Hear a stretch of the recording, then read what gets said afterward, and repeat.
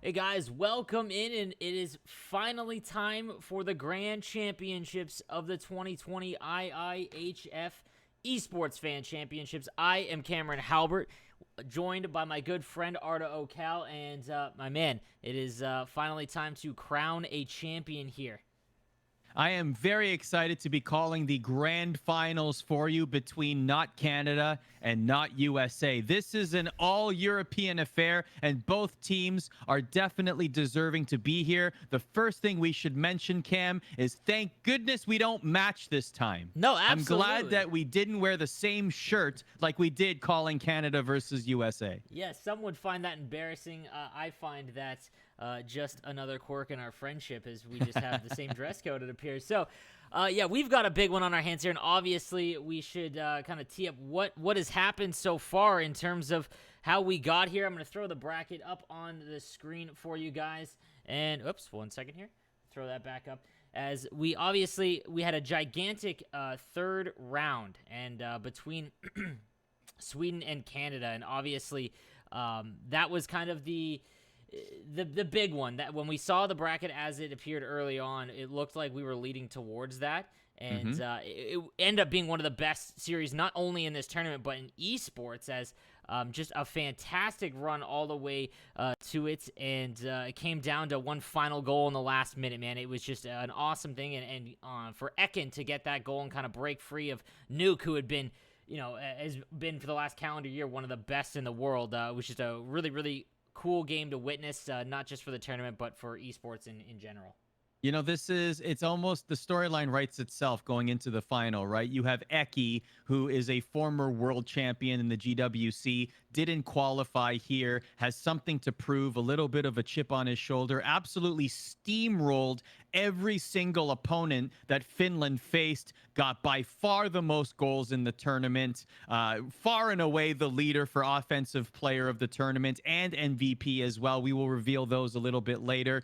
But then you have on the other side of the bracket, the team that scratched and clawed to be here. It wasn't even easy against the Czech Republic either, as you take a look at that scoreline. But then facing Canada, who pound for pound has the most dense wealth of talent in this video game of any country, and being able to defeat them, but in the dramatic fashion that they did, and for Ekin to really stamp himself as somebody to watch and truly pay attention to going into the final, and now facing the person who he has his number. Whenever Ekin and Eki face each other, Cam, it is always, on paper at least, an advantage for Ekin, and that is rare territory for the former world champion Eki. No, absolutely, and I think that's just going to add to how big this matchup is going to be. And again, guys, we'll tee up those in just a moment. As you know, obviously we've got Rhoda D versus Seb Larson on the PlayStation side, two of the lesser names in this matchup. Not because that they aren't skilled. It's just when you have two of the best European players in the entire world, you know, in terms of NHL esports, are obviously going to be shadowed a little bit, as Ekin versus Eki is going to be a fantastic matchup. But you did allude to it. We do have some awards for the tournament, guys, and we are going to get into that right now, starting with the best forward in the tournament. So we will do the unveiling now of the best forward in the 2020 Esports Fan Championships.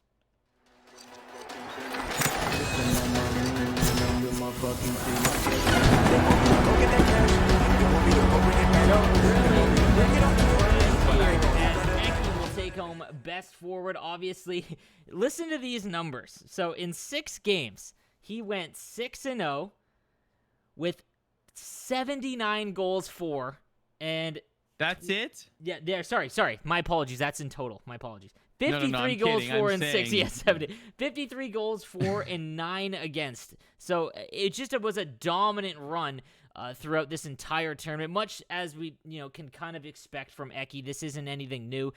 He is now, again, one of the most dominant players in the world and has been since 2018, which is really his coming out party to the NHL esports scene. And his counterpart Rhoda D did, fairly well. He had a little bit more tougher route, as Finland as a whole went 11-1 in this run. The one blemish was Rhoda D losing to Timothy of Germany, who is a fantastic player in Europe as well. But it was only by 1 goal, so it wasn't like he didn't pull his weight. So we also have the best defenseman award of the tournament. So we're going to unveil that currently right now.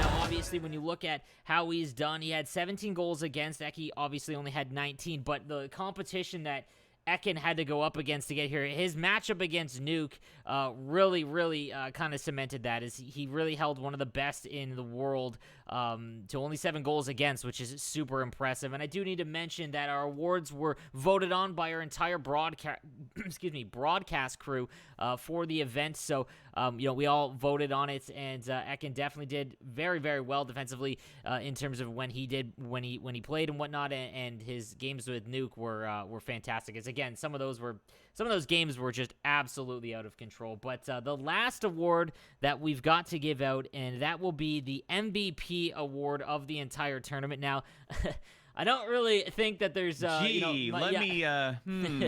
much mystery to this one, but here we go. We'll unveil it anyways.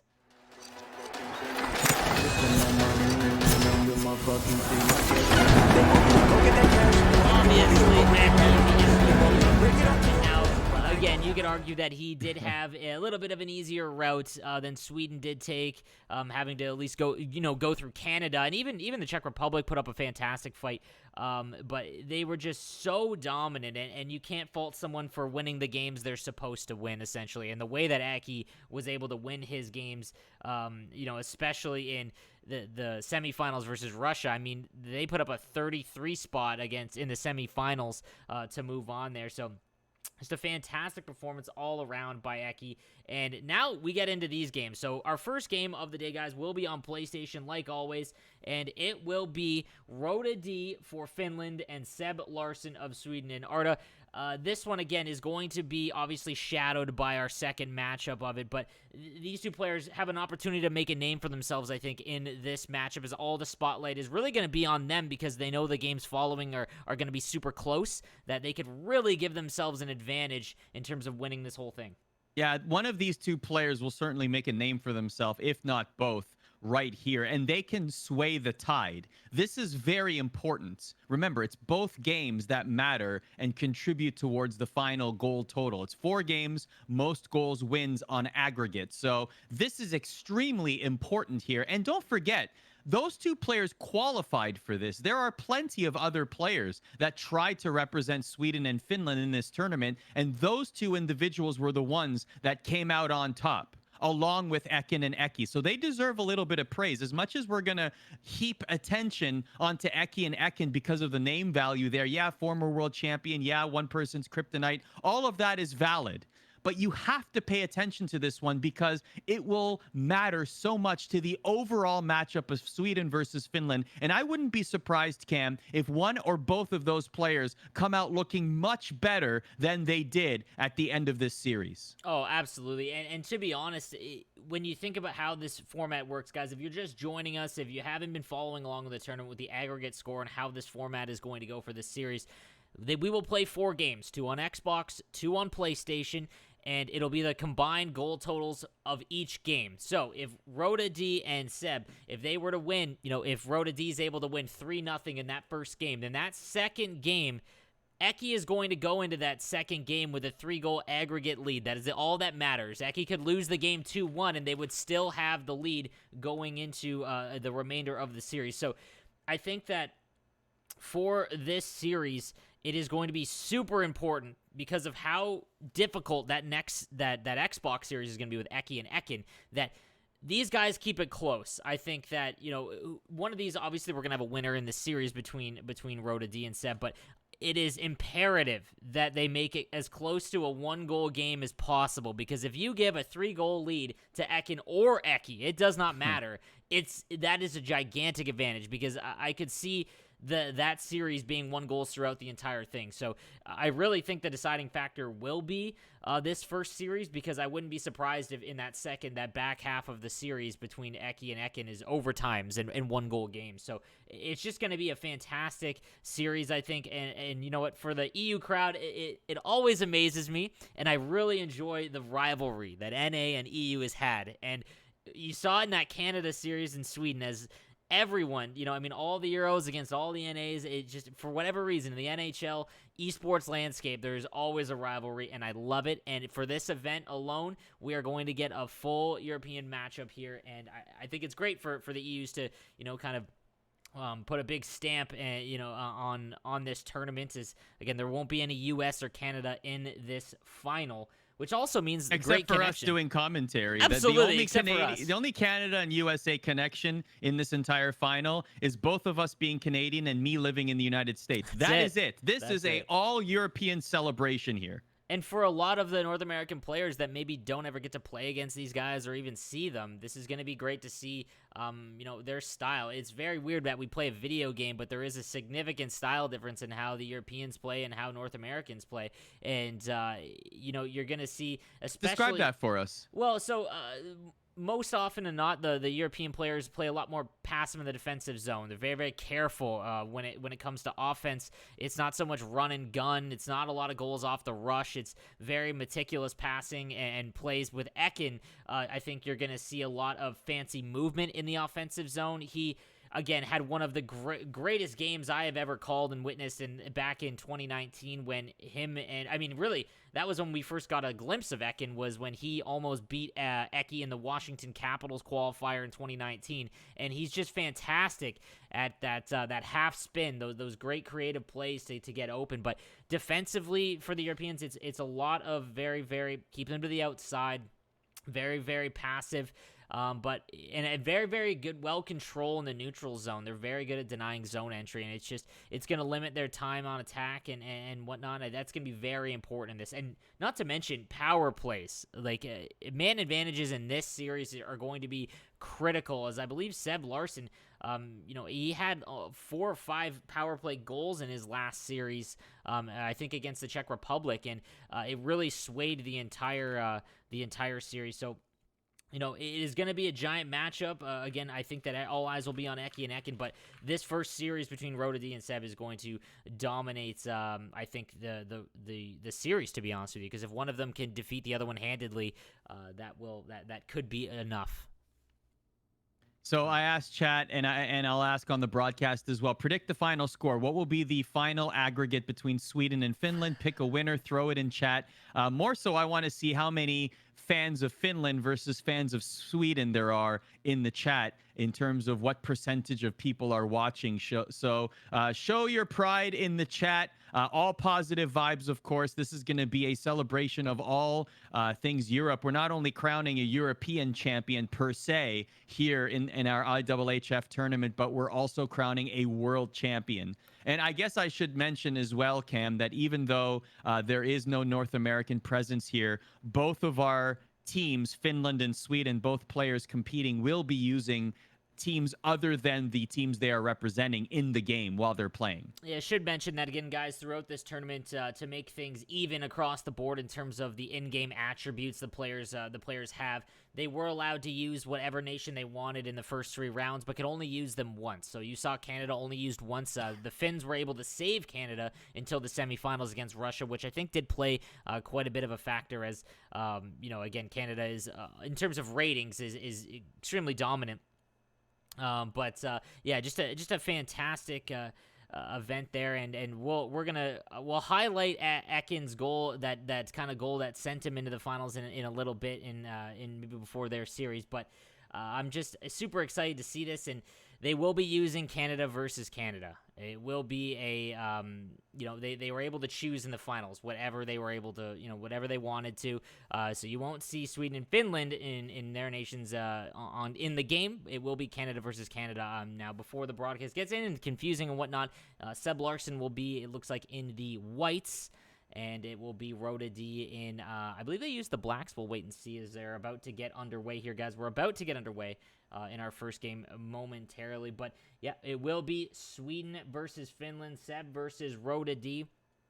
And, again, man, what do you expect in this one? In terms of my prediction, I have no idea, to be honest with you. I have no gut feeling in terms of Eki and Ekin and Sweden and Finland overall. I just think that I don't know if either team will touch 20 goals. I think it'll be very close. I feel like this one, if there's one matchup where we might see a little bit more apprehension, it's going to be Seb Larson and Rhoda D, only because I'm going to guess that this is the highest level of competition and the most anxious match that they've ever had in competitive Chell. Yeah, exactly. So I think that the pressure's on here. They may have never felt this before. It's the finals of a major tournament. They're contributing to their national team. They're representing their country as game number 1 is underway here. As you mentioned, it's going to be Seb Larson in white, and it's going to be Rhoda D in red. So Rhoda D representing Finland in the final and Seb Larson representing Sweden, but it is Canada on the ice. So just keep that in mind, and you see it on your screen, Seb Larson, Sweden, Rhoda D, Finland. So here is Rhoda D bringing the puck back with Sidney Crosby. Rhoda D has it in the neutral zone. Of course, Finland and Sweden, 2 very proud nations in the Chell community. Finland has been dominant in the GWC. 7 of 8 and scores! How about that? Speaking of Finland, they got on the board first. Rhoda D with a great point shot there, as he's going to take the early lead here. And again, with the international ice, you're going to see a lot more space, and those points are set to be covered as Seb doesn't get over there to cover that one, and he fires it home upstairs. A great early goal there for Finland. And you can bet that Eki is clapping at home right now after seeing that early goal. What a way to set the tone here in our grand final, our first of 4 matches. Of course, aggregate score is what counts here. And already we are at a 1-0 lead for Finland. Here's Rhoda D with Tavares. We'll now pass it to Taylor Hall. He's going to be met by 3 white shirts, and we'll lose it. Hall has it again. The snipe and scores! Oh boy, a quick 2-0 for Finland. As Rhoda D sets himself up there with Hall. We've seen Hall score a ton in this tournament, but he sets himself for a nice wrist shot upstairs. A great goal there, and Seb's kind of on his heels right now. And again, like we said, you know, win or lose in this first game, you can't get hung up on that, but he has got to keep it close, because if you spot Eki a big enough lead, it is going to be that much more difficult to win. Looks like we've got a timeout early here, as it's now 2-0. As the mascot for the New Jersey Devils has pointed out in chat, of course, Taylor Hall, a former Hart Trophy winner, and just contributed to Finland's bank account right here. A 2-0 scoreline. This is not good for Finland. This early, it's only game number 1, and we still have Eki versus Ekin to go in 2 games there. And chat seems to think, Cam, that it might be a demolition in favor of Eki, and this does not help the cause if that is going to be the case. And again, I think that just goes to, you know, people maybe not getting the spotlight entirely on European players and whatnot. Again, Ekin has done fantastic throughout this year, especially against Eki is a chance right there in tight. But we teed this up kind of earlier, is that this series between Rhoda D and Seb Larsson might be the one that determines. He scores! How about that? Sweden right back into it. A nice passing play. Unbelievable. A good answer. Goal is now Seb on the board. And just like we said, he's got to keep it close, and that's a big goal. To avoid going down 3-0 in the game is fantastic, and we'll see if Seb has another answer. As these guys are just, there's not a lot of defense, a lot of offense, and I think they have to be careful to not make any mistakes, especially on the breakouts and whatnot. That's going to be extremely crucial. What it feels like, at least early on, the magnitude of this game for both competitors, you can tell they're relying on their old faithfuls, right? The one-timers, the passing plays. Maybe defense will tighten up as the series progresses, but right now, this has all the makings of an absolute firefight, as we have 3 goals and we haven't gotten through the halfway point of the first period, and that was almost a tie game right there. A nice save made by Carey Price. The play continues for Seb Larsson of Sweden in the white shirts. The pass there, Crosby will miss the net. Price will cover up and hold on. It's a couple times now he's tried that behind the net play to come out in front and shoot the one-timer short side, and a lot of the North American players will see that play run by Top Shelf Cookie, and Seb just missing that one. You give Crosby enough times at that, and that's going to go in. So Rhoda D's got to be careful of that one. The shot won't go too far. Here comes Duchesne for Rhoda D. Finland in red already with a 2-1 lead. Will lose it there. Trying to fight his way to get it back. O'Reilly gets it. Loses it again. Sagan has it now. A dangerous positioning there. Nice lead pass to Huberdeau on a partial break here. A one-on-one. We'll wait for some players to come. We'll get pinned against the board. Still has the puck behind the net. We'll skate around. Oh, and the pass doesn't go. That was a terrific play there, but it now continues. Here's Rhoda D looking for that one-timer pass. Petrangelo says no way. In the neutral zone now. Back comes Seb Larsson. Exciting action in the first half of this period. Absolutely. Huberdeau. It's been end-to-end so far. Huberdeau has it behind the goal line. Now behind the net. We'll look for the wraparound. The pass in front doesn't get to Scheifele. McDavid now. Back for Rhoda D. Rhoda D will lose the puck. The puck is in front of the net, gets it behind the net again, will wrap around. Oh, and Price was out of position there. The puck wouldn't get fired, however. Here comes Brad Marchand, the pesky Brad Marchand of the Boston Bruins, here for Seb Larsson. And now Rhoda D has it, still 2-1. Wow, this has been very exciting, Cam. End to end, there has not been a lot of just waiting and passing around or any play in the neutral zone at all. It's been all in both offensive zones, and yeah, exciting game so far. Seb Larsson trying to get out of his own zone and finally will. 3 minutes to go in this very, very passionate first period between both of these players. They will play again in our 4-game series. Trying to dangle that wraparound, but that won't go. A little bit of a cheeky play there to try and tie the game up, and that is not... That's not how it's going to go down, at least at this juncture. We have about a minute and change left. The pass there and scores! scores. How about that? Make it 3-1 for Finland. I thought he was gonna try the backhand walk out in front for a behind the net goal, and no, he sends it over. Was able to get that pass through somehow. It looks like Bergeron is gonna bury that one for Rota D and Finland. A 3-1 goal lead in the aggregate, as well as the game. Again, guys, the scores that you see beside the gamer tags above the actual EA Sports score bar is the only score that matters, and I guess in this game it's going to be the exact same, as this is the first game of our series, but that is the only one that does matter throughout this entire series.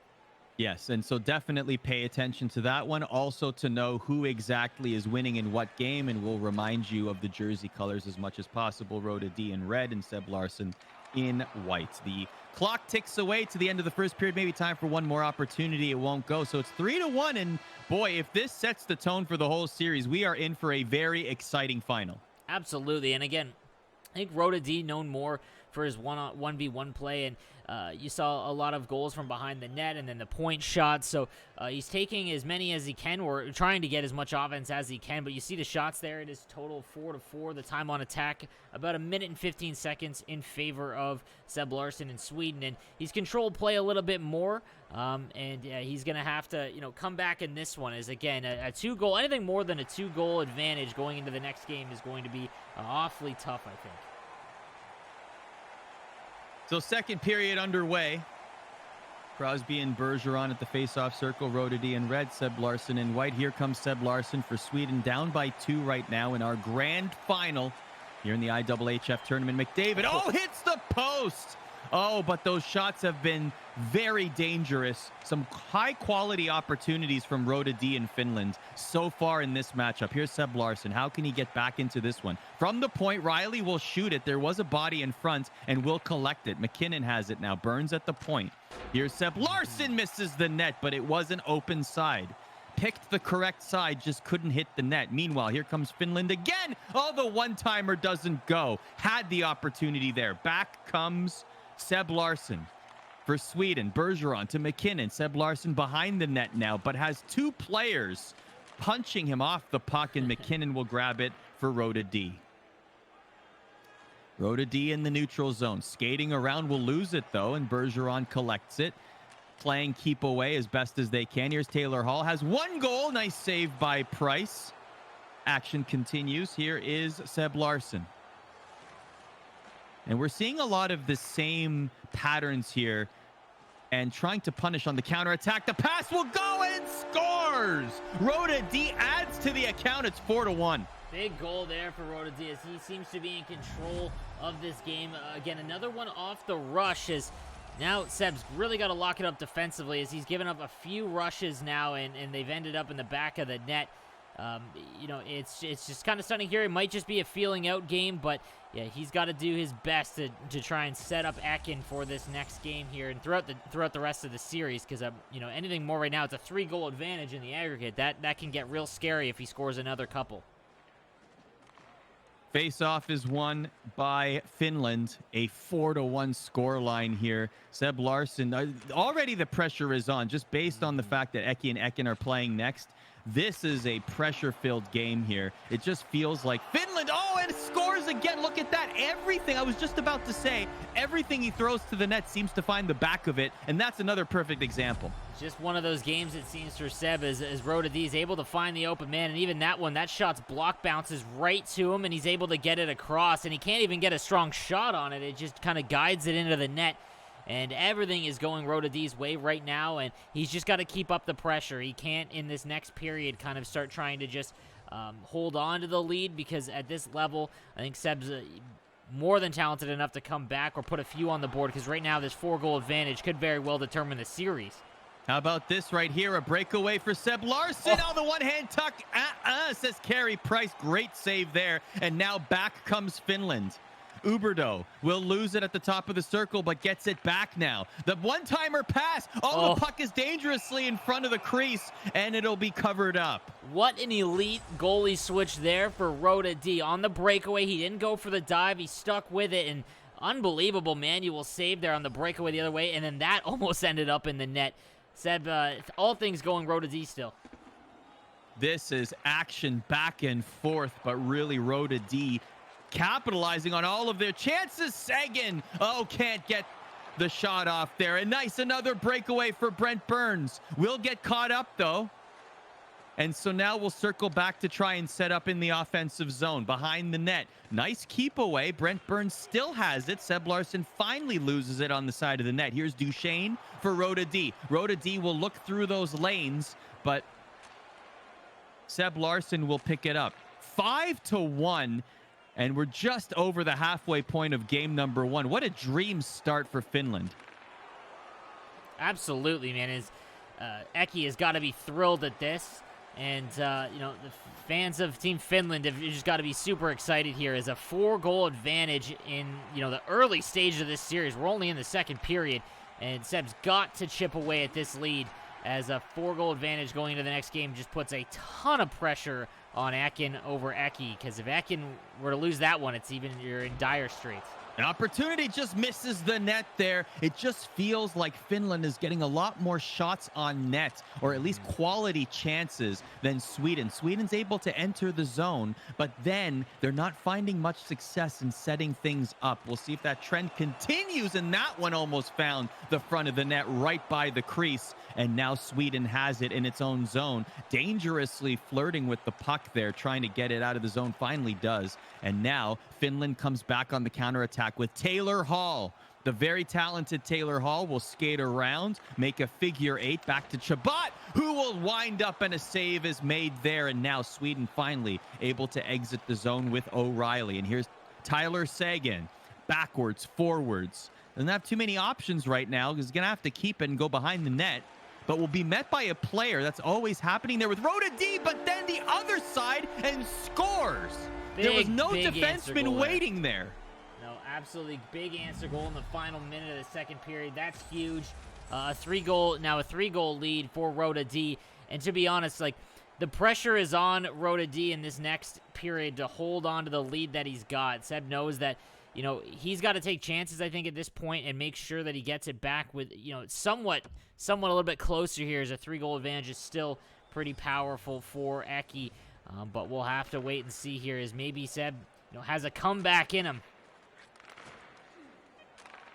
Well, it's going to have to wait until the third period to see if that comeback will, in fact, be able to materialize. But don't forget, we have 4 games. It's only game number 1. And realistically, a 3-goal lead, we've seen that evaporate very quickly, whether it's one game or one series. No, absolutely. And we've seen it throughout, specifically in the Canada-US series. It was a back-and-forth affair. USA jumped out to a big lead in the aggregate by 7 and ended up losing by 5. So it only takes one big game, and for everyone in chat, Ekin has beaten Eki multiple times this year. It is not over come that second game. Eki is going to have by far his hardest competition in this tournament, and I'm excited for that one as well, but we've got a game to finish here.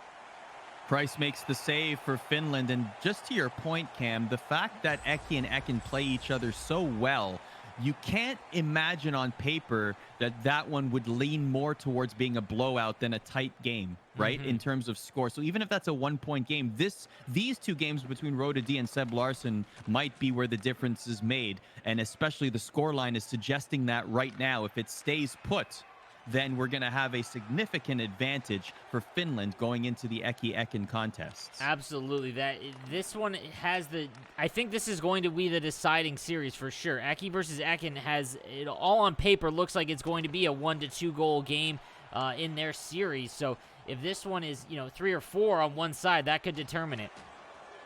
Trying to make his way to the net and just can't get the shot off there. Great defensive play, and back comes Sweden. Sweden in numbers now.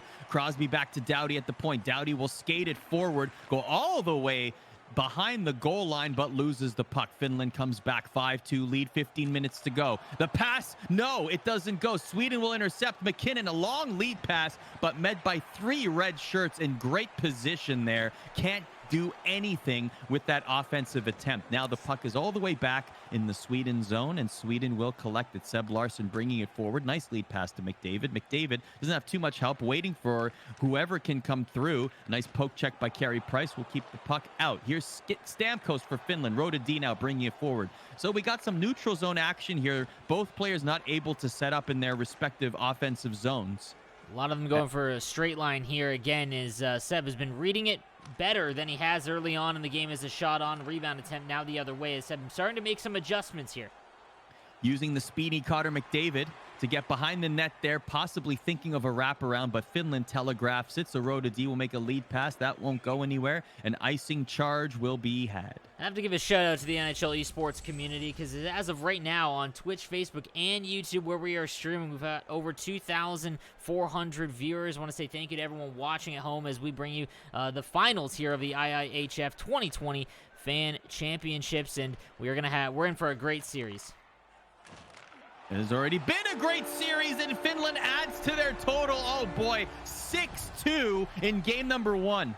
That is a giant goal there, as it looked like Seb was really starting to make adjustments defensively, and it doesn't matter. He's controlled the time on attack, has Seb Larsson, but it's these plays off the off the rush, off the breakdowns that have just gone in the net for Rhoda D, and Finland with a 4-goal advantage now in the aggregate. This is very, very big for Seb to come back and scratch back into this. Is again, guys, whether this is a loss, that's fine. It's the aggregate goal totals that matter. So every goal matters, especially early on in the series. So, a 6-2 lead has a gigantic difference than a 6-4 win. So we have to see if Seb can come back a little bit in this. Seb Larsson is really struggling with the one-timer passes right now. Either that or Rhoda D is telegraphing them very well. He's not able to get them fired off as well as he would want them. Here's Scheifele now. What can Seb Larsson do here? Again, trying to make that lead pass, but Rhoda D is telegraphing each of these last passes in the offensive zone and turning them into a counterattack.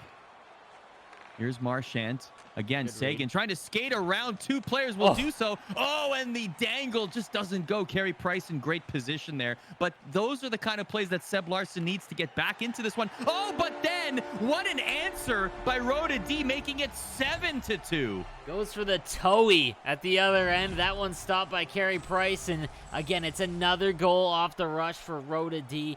And this is tough. This is going to be very difficult now, as Ekin has got a heck of a job to do in this second game against Eki. And, I'm wondering what the perspective is like, because these guys have not gone into a series like this, as now Ekin knows that he has got to not only beat Eki, but beat him by a couple goals. And now Eki kind of might have the sense that he's got to, he's got a lead. He can play a little bit more safe, and we'll see what happens as if that does change the dynamic and how they play their games.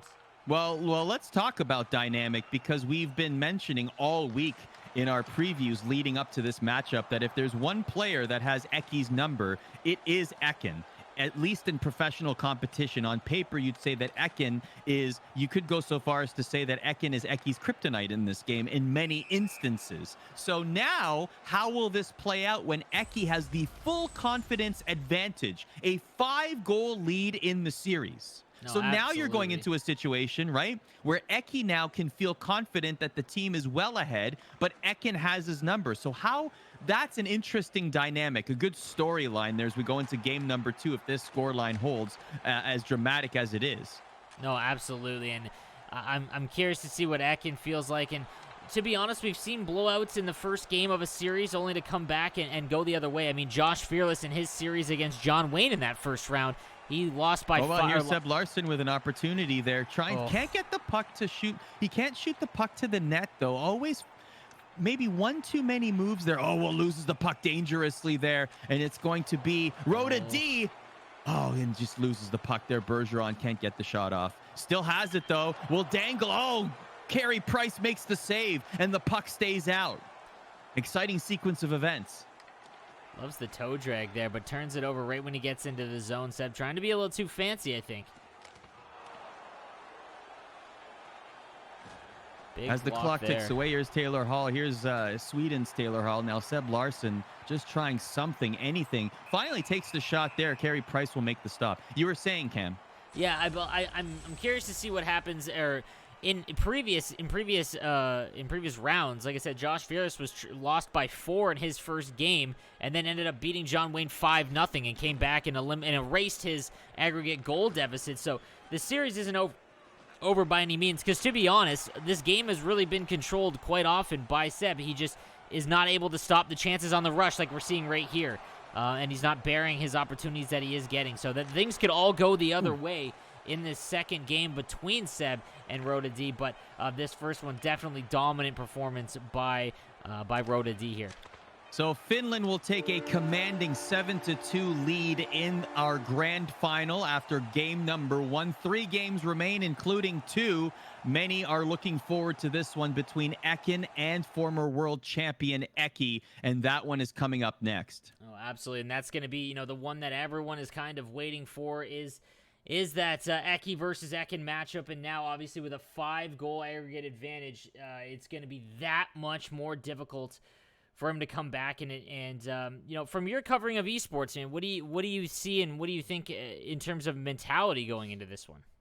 Well, I mentioned it during game number 1. I think that Seb Larsson and Rhoda D might have more nerves going into this matchup simply because they've never been here before. But now I want to know how Ekin, in particular, representing Sweden, is feeling, because this is a grand final. He's representing his country. He's facing somebody that he's beaten many times before, and many people consider him to be the one that has solved Eki, or at least is able to solve Eki. That's interesting, but now the dynamic shifts in Eki's favor because of the goal total here. So you gotta wonder if Ekin is going to be able to push that out of his mind and just focus on the task at hand and get as many goals as possible, because at this juncture, a 1-goal game is good, but it may not be enough, and we're already saying this going into game number 2.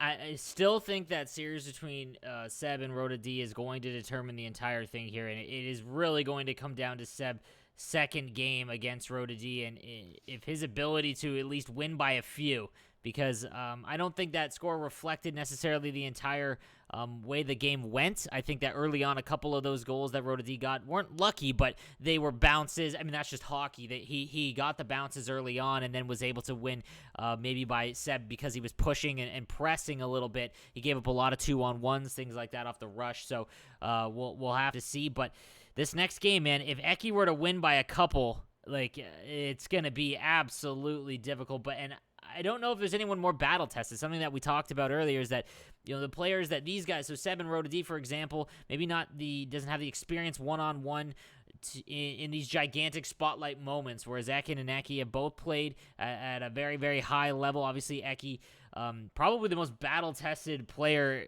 not only just in 1v1, but in 6v6 as well, in terms of the biggest moments in NHL esports. So it's going to be interesting to see if Eki can just hold him off. All he's got to do is hold him off now. I mean, a win is obviously Eki is going to go for the win, but he knows that he does not need to win by 6. A 1-goal win here for Eki to make it a 6-goal aggregate advantage, and that gives Rhoda D enough of maybe a calmness to know that, okay, I don't need to, I don't need to press. I don't need to, go up on these and forecheck all out. I can sit back a little bit and try and see if I can defend, and he just has to not get blown out, essentially.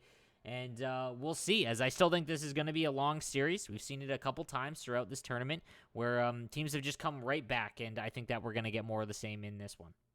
And if you're a fan of Sweden, or if you're Team Sweden right now, look, 5 goals, and that's what you're losing by after game 1. Spread that across 3 games. That's a 1-goal game. That's 2 1-goal games and 1 2-goal game, if you think about it that way. There's many opportunities to get back into this series. All is not lost. Yeah, game number 1 wasn't great, but that doesn't mean that you can't rally and get back into it, as we saw, like you said, in the Canada-US series, which led us to the Canada versus Sweden series, which, as you mentioned, had one of the most incredible moments in all of NHL esports. I actually want to tee that up for you guys. There might not have been anyone more clutch than Ekin in that series between Canada.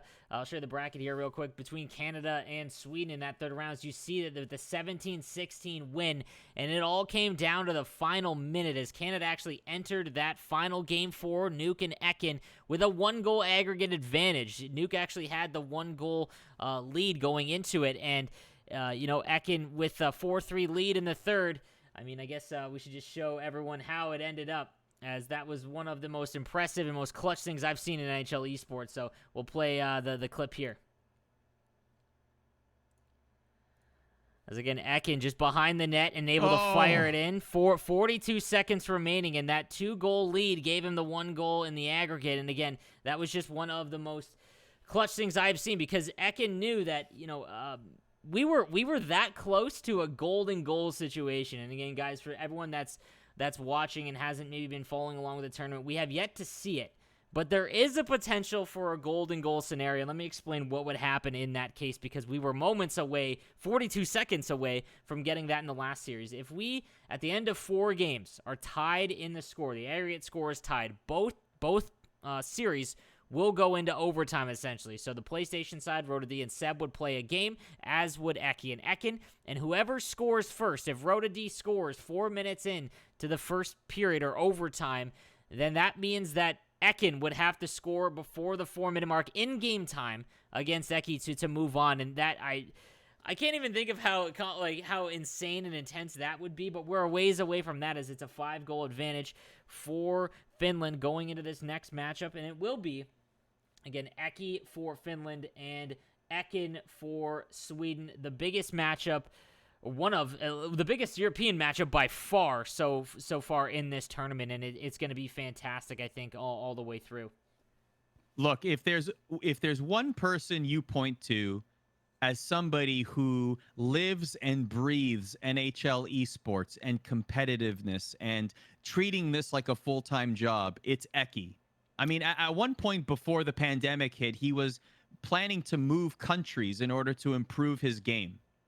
Right? Absolutely. Like he is somebody that is taking this extremely seriously. So you can only imagine what's going on in his mind if he doesn't qualify for what you would consider to be one of the, if not the biggest tournament out there in GWC. So now he has something to prove here. And even though he's got a big lead for Team Finland after what Rota D was able to accomplish in game number 1, this is extremely important. This is his full-time job. This is his primary concern. And so now he, on top of being the MVP of the tournament, on top of being the most offensive team, Cam, this is extremely important for him to win a championship of this caliber. Absolutely. I think it's a great redemption for him as well, because he had not being able to make the regionals for the GWC. But I think more importantly, with the way that the game 1 went, a 5-goal lead going into it, if he does not hold on to this, if Ekin were to come out and win by 4 or 3, I think that's a big shot too. So I think that there isn't anyone that takes it more serious than Eki, and there is a reason why he's been the most dominant player for a long time, one of the best, and feared when he's got it when you go up against him, and he is, in my opinion, for being able to watch NHL esports so closely, North American and Europe, there isn't anyone better at adjusting to gameplay, the game styles, than Eki. He's so good. What his best asset is in his gameplay isn't so much one thing on offense or defense. It's that kind of like that Bill Belichick thing. He'll find your biggest strength and try to eliminate it. And I'm really excited to see what he does against Ekin, as this is going to be one heck of a matchup between two of the best in all of Europe, and not just Europe, the world. And it looks like we're about to get underway here. It looks like it's going to be Canada versus Canada again. Cam, if you can tell us the jersey colors. Absolutely. I believe it will be still, the red will be, I'll have to wait for it to load in here. But again, I just want to point out here, guys, you see on the screen the 7-2 overall lead here for Finland and Eki, as I believe it'll be red. Eki will be in the red, and it will be Ekin in the whites. As here Okay, we so go. Sweden in white, Finland in red. So here's got it. Eki. Eki already with a world championship under his belt. Looking for some more here for trying to help Finland win the championships of this IIHF tournament in game number 2. This one's going to be a cracker. Here is Sweden. Sweden behind the net. Ekin, the pass to McDavid. McDavid looking for options, looking for outlets. Can't find very much. Will be very happy to keep the puck there. Eki makes the nice defensive play and will finally exit his zone. Reminder that, as you mentioned, Cam, there's a 7-2 aggregate, and that aggregate will update as all games progress. So definitely pay attention to the aggregate score just above the game score on your screen. Here is Eki. Doughty from the point. A pad save is made by Price. Eki will score! Oh, Sidney Crosby in perfect position. Well, we're adding to that Finnish bank account. Something that you don't see very often, the point shot from Eki, but it gets through. And again, he is in a spot now because of his aggregate lead where he can just, maybe not take and have to risk going for those plays or upstairs. He can just fire whatever he wants from anywhere. And look, he gets the rebound here with Crosby after a great defensive play in his own zone as Ekin was threatening early. But this is pretty big. Ekin now, obviously with Eki with the lead early in the first, he has got to make sure that if Ekin is not going to win this game, this is detrimental if it is not a 1-goal game regardless for him. So big moment here to answer back. That is goal number 80 for Finland in this tournament and goal number 54 for Eki.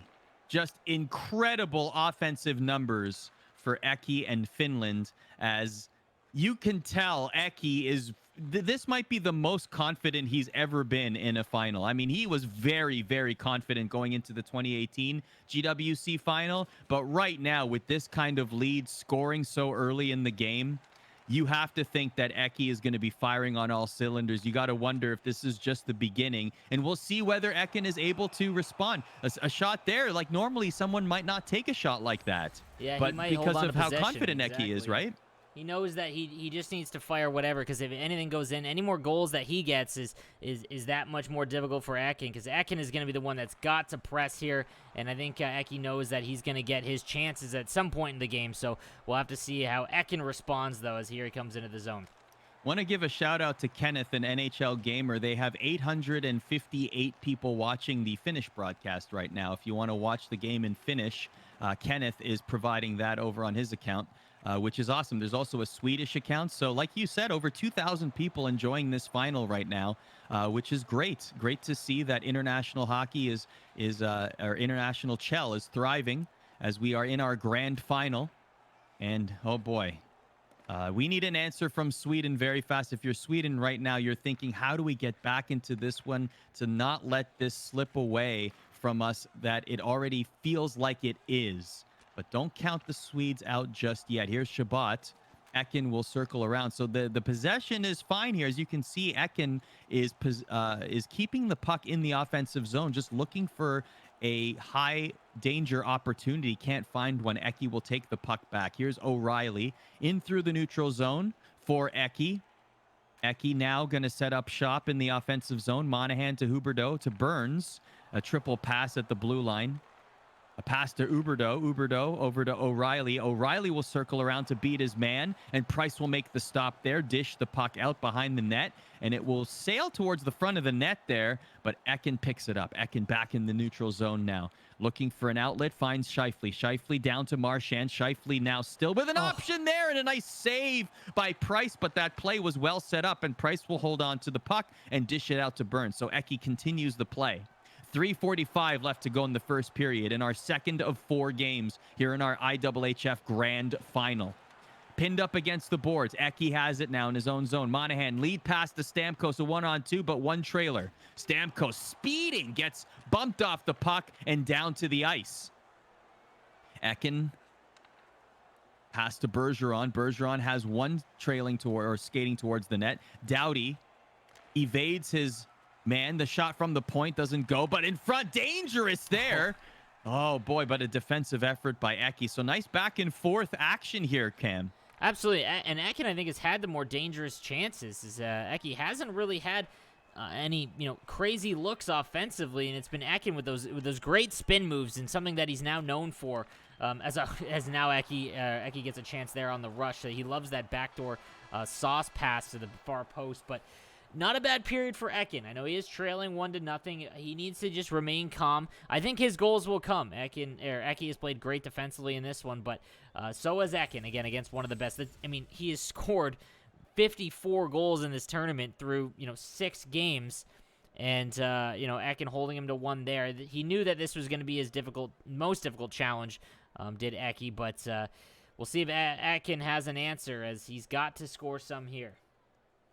Right now, you can say that Sweden needs to show something that will lead people to believe that they can get back into this series. Right now, Rhoda D and Eki have played such impressive chell so far in this series that if this continues without any changes, any adjustments, Cam, you have to think that Finland will continue to run away with it. You need some hope. You need, if Ekin were to win by 2 or something here, that's very big for him. And then that shows Seb that he's like, all right, you did his job. Now I've got to do mine kind of scenario. And that third game is going to be huge regardless. But we'll see if Ekin has an answer. He controlled play in that first period against one of the game's best. So we'll see how he goes here in the second. So we're underway in our middle frame here. Don't forget that it is Ekin in the white shirts, and Ekin gets on the board. Sweden will bring one back. It is now an aggregate of 8-3. Big goal there for Ekin early in the second to get on the board. He's got his first opening goal. He can kind of breathe a little bit easier. And again, he has controlled play quite a bit in that first period, so we'll see what happens now. But a good answer goal, exactly what he needed. Now he needs a couple more. As you see a great give and go there between McDavid and Crosby, 2 of the best players in the game. And of course, this is an all-Canada final on the virtual ice. But Ekin, that is an important goal early in the second period. Let's see if that builds momentum for Sweden. Ekin has the puck. The pass doesn't get to its intended target. So Eki will now pass it up to McDavid, to Crosby, back to McDavid. Another give and go, this time with different shirts. McDavid still has it inside the faceoff circle. McKinnon, misses the net. But still has it, does Eki, up to McKinnon. McKinnon will skate it through Crosby, through traffic. But Ekin grabs it. Ekin, lead pass to Huberdeau, Jonathan Huberdeau. Trying to dangle past his defender. It won't work. Crosby. Now for Eki. Eki in the offensive zone. Eki keeps the puck and hits the post. Oh, my. A great positioning play there. And the shot just sounds the bell.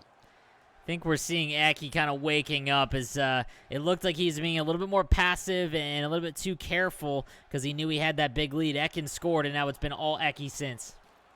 Eki behind the net. We've seen him be very dangerous here, whether it's wraparounds or great passes in front of the net, creating those high danger chances. Monahan, Stamkos, Burns to Stamkos. Nice passing in triangular formations here. Eki just with beautiful passing. The shot from the point, pad saved by Price. Will look to hold on just to thwart those efforts.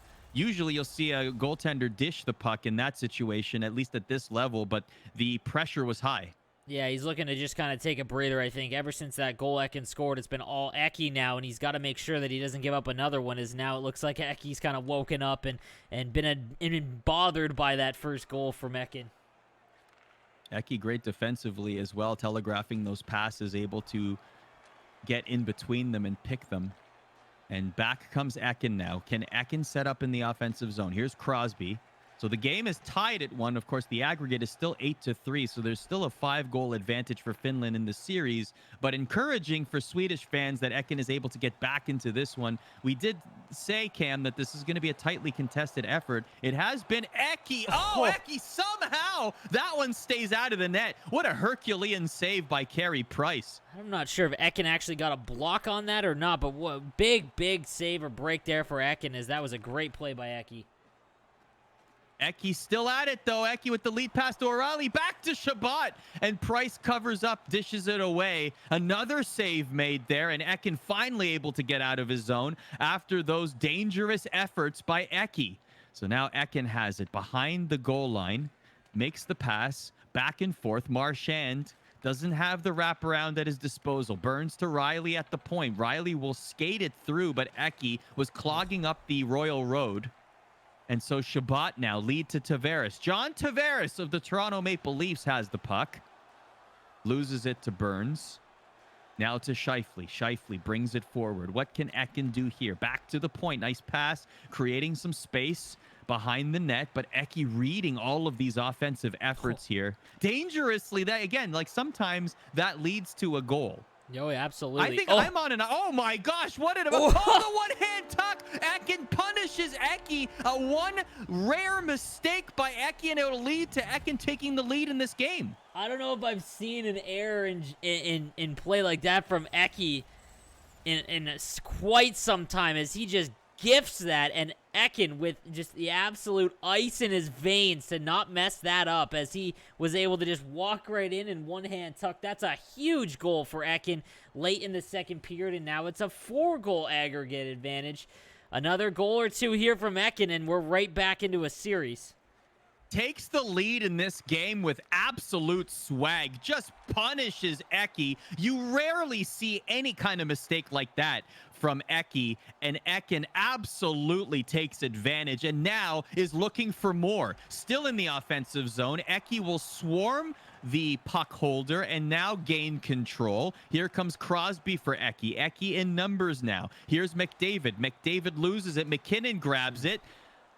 Misses the net with that one, and now back comes Ekin. Oh, we have a game on our hands here in game number 2 as the clock ticks away in the second period. Ekin takes the lead, even though Finland lead by 4 on aggregate. I don't think that Eki has even trailed in a game in this bracket round and playoffs here in the IIHF tournament. Ekin did a fantastic job in that second period. He held Eki off when he was starting to get his flurry of chances, and then buries that one lone mistake. He just sent it right into the middle, and Ekin able to walk right in, as you see, as O'Reilly with a one-hand tuck. Fantastic finish.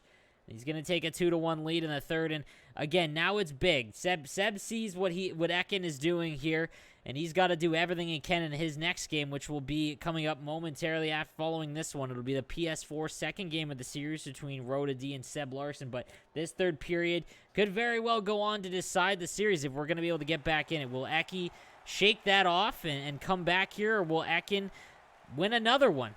As, he did a fantastic job against one of Canada's best, and now he gets a shot to do it against the Finn. We have definitely seen Eki overcome so much adversity at this level of competition. We're going to have to wait and see if that one lone error will lead to the snowball of momentum that Ekin and Sweden so desperately need in order to find themselves within arm's length of tying this series. As we are in our grand final here in our IIHF tournament, it has been very exciting. Definitely the two series that we've called, Cam, Canada, USA, and now this one. And this is a 2-1 lead for Ekin and Sweden in this game, but still a 4-goal advantage overall for Finland. What can Ekin do in the third period to further cement Sweden's hopes to get back into this series? Here comes McDavid for Ekin into the offensive zone. The pass is blocked, so he will hold on to it, and Eki will steal the puck.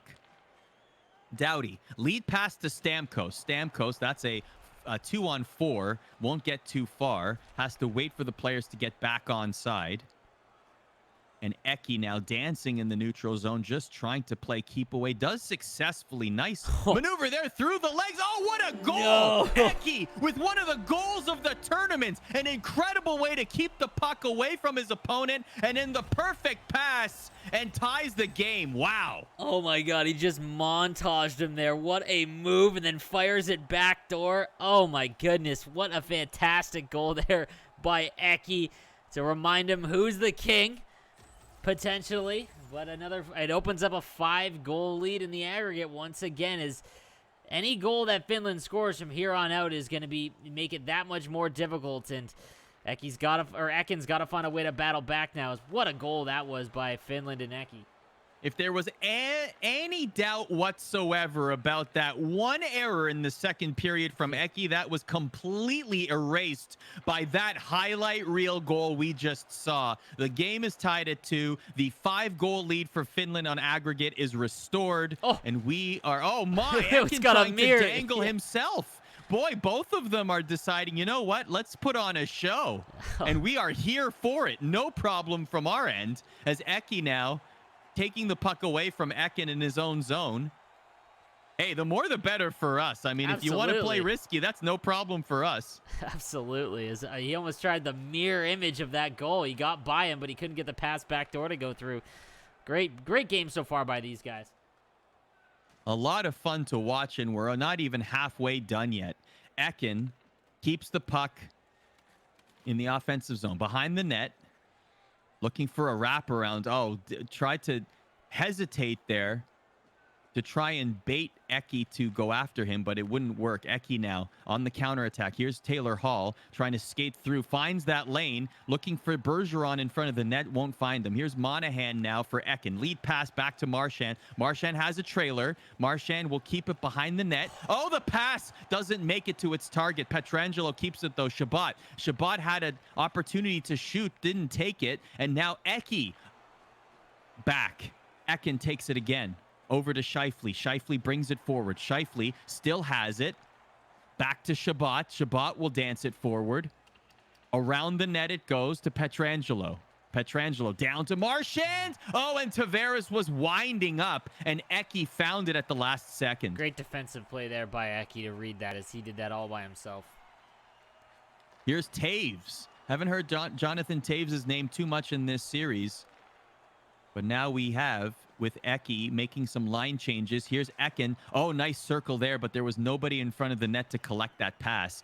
Keeps it in the offensive zone, though. Here's Marchand to Tavares, but Eki again at the doorstep, looking for that lead pass, finds it. Here's Scheifele. Scheifele finds the trailer. No, Ekin shuts the door. Ekin back to Shabbat. We're tied at 2, 1:30 to go in the third period. Ekin, oh! The one-timer pass doesn't go. Back comes Eki. Eki, a 3-on-2. The trailer is coming for Ekin. Eki circles around to Crosby. Crosby takes the shot. Oh, it bounces on top of the net. Oh, that was dangerously close. The play continues. 43 seconds to go in this game. Oh, and he scores! Eki takes the lead in this game late with the just kidding. Doesn't want overtime. Is going to try and end this one in regulation, as it looks like Ekin just got stuck on the post and Stamkos got hit there, had a hard time getting up, lost his man, and it's just a great, stick-to-itiveness by Eki in this third period to come back and get the lead late, as it's now 10-4 in the aggregate. A commanding 6-goal advantage for Finland, and Eki taking the lead late. What a game we've seen between these two competitors. Just absolutely incredible. We knew that it was going to be played very tight. We knew that both of them are world-class competitors in Chell, and we are seeing exactly that in their first game of 2. And Ekin looking to dance around Eki there. That wouldn't go. We are seeing some flair. We're seeing highlights. We're seeing some sizzle to the steak here, and this is a lot of fun. Very exciting. We couldn't have asked for a more entertaining final so far, and we're only halfway done, as Eki will take this one by a 1-goal margin, padding the overall finish lead to 6, as we are now at the halfway mark of our IIHF Grand Final. A fantastic game. I think the aggregate score might have taken away a little bit of how amazing that game was. But you have to think that Eki hasn't lost a game in this tournament. It was trailing, I think, for the first time ever. And I know a lot of people in chat haven't maybe gotten a chance to see Ekin play.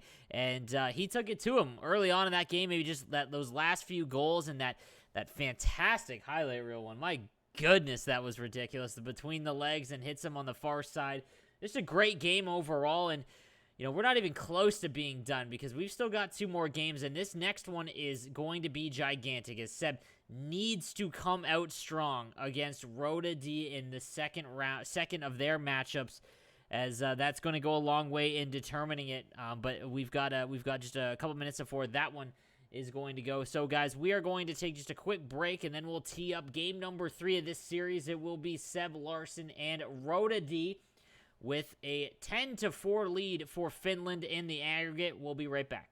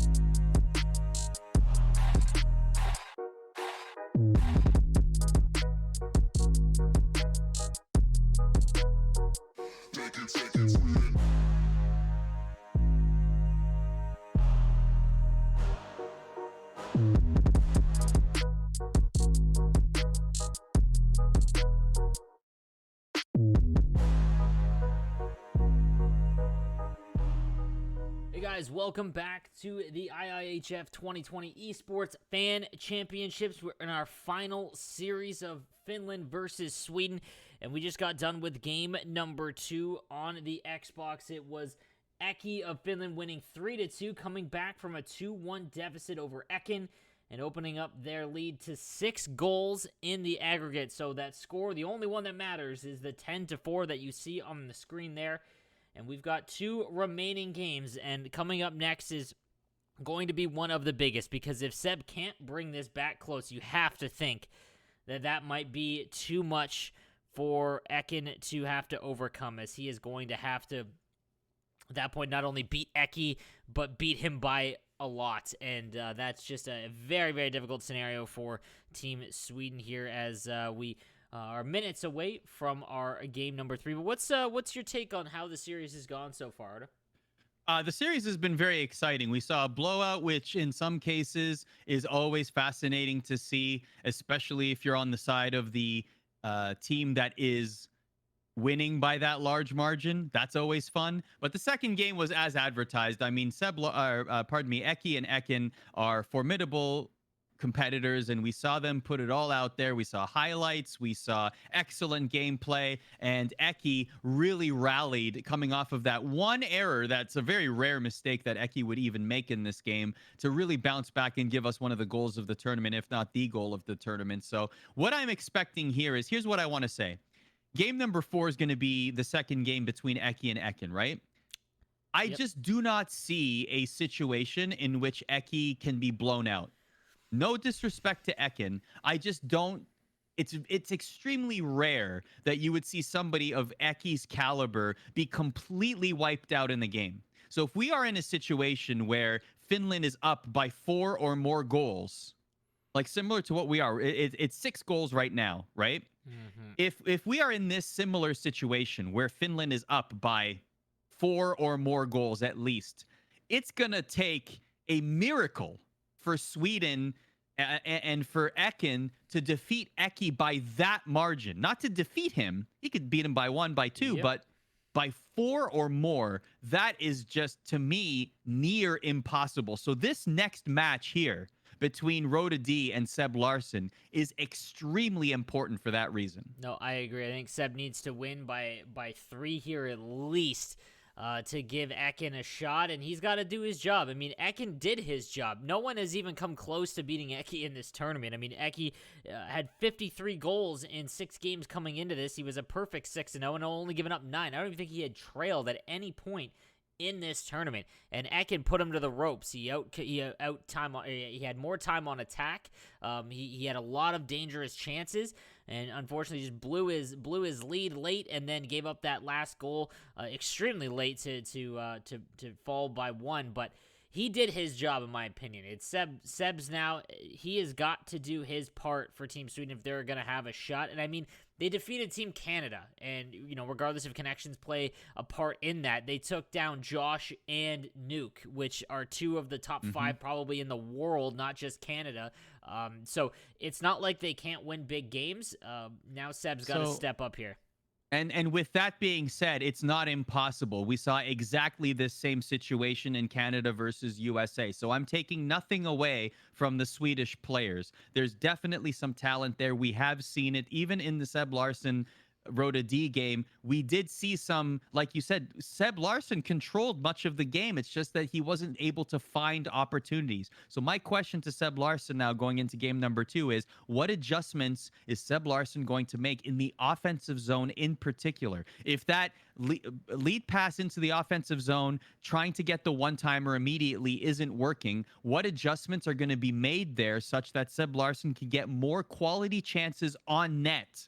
Because that's what's missing right now. Seb Larsson is getting the lion's share of possession. It's now the opportunities to get those quality chances on net that I'm going to be looking for. No, absolutely. I think he needs the lead early. I think if he gets a couple, and again, we go back to that series, that last series we called between Canada and the U.S. in the first round, and it was Josh who he got blown out 5-1 in his first game against John Wayne. They trailed in the aggregate, and it was Josh who got I think it was 3 or 4 goals in the first period, and was able, then the pressure starts to seep back in. What Rhoda D and Eki don't have to worry about right now is giving up a goal against, or you know, but if they get down 3-0 in this game, if Rhoda D gets down 3-0, then it starts in the back of your head like, oh my goodness, I've got to keep this close, because if the rails fall off here and it's, you know, I blow this lead for Eki, and then it reverses again. Now Eki knows that, okay, I need to now win, it's just, it's very interesting, but we're gonna see how it plays out, because we are about to get underway. Game number 3 of the series, guys, and it will be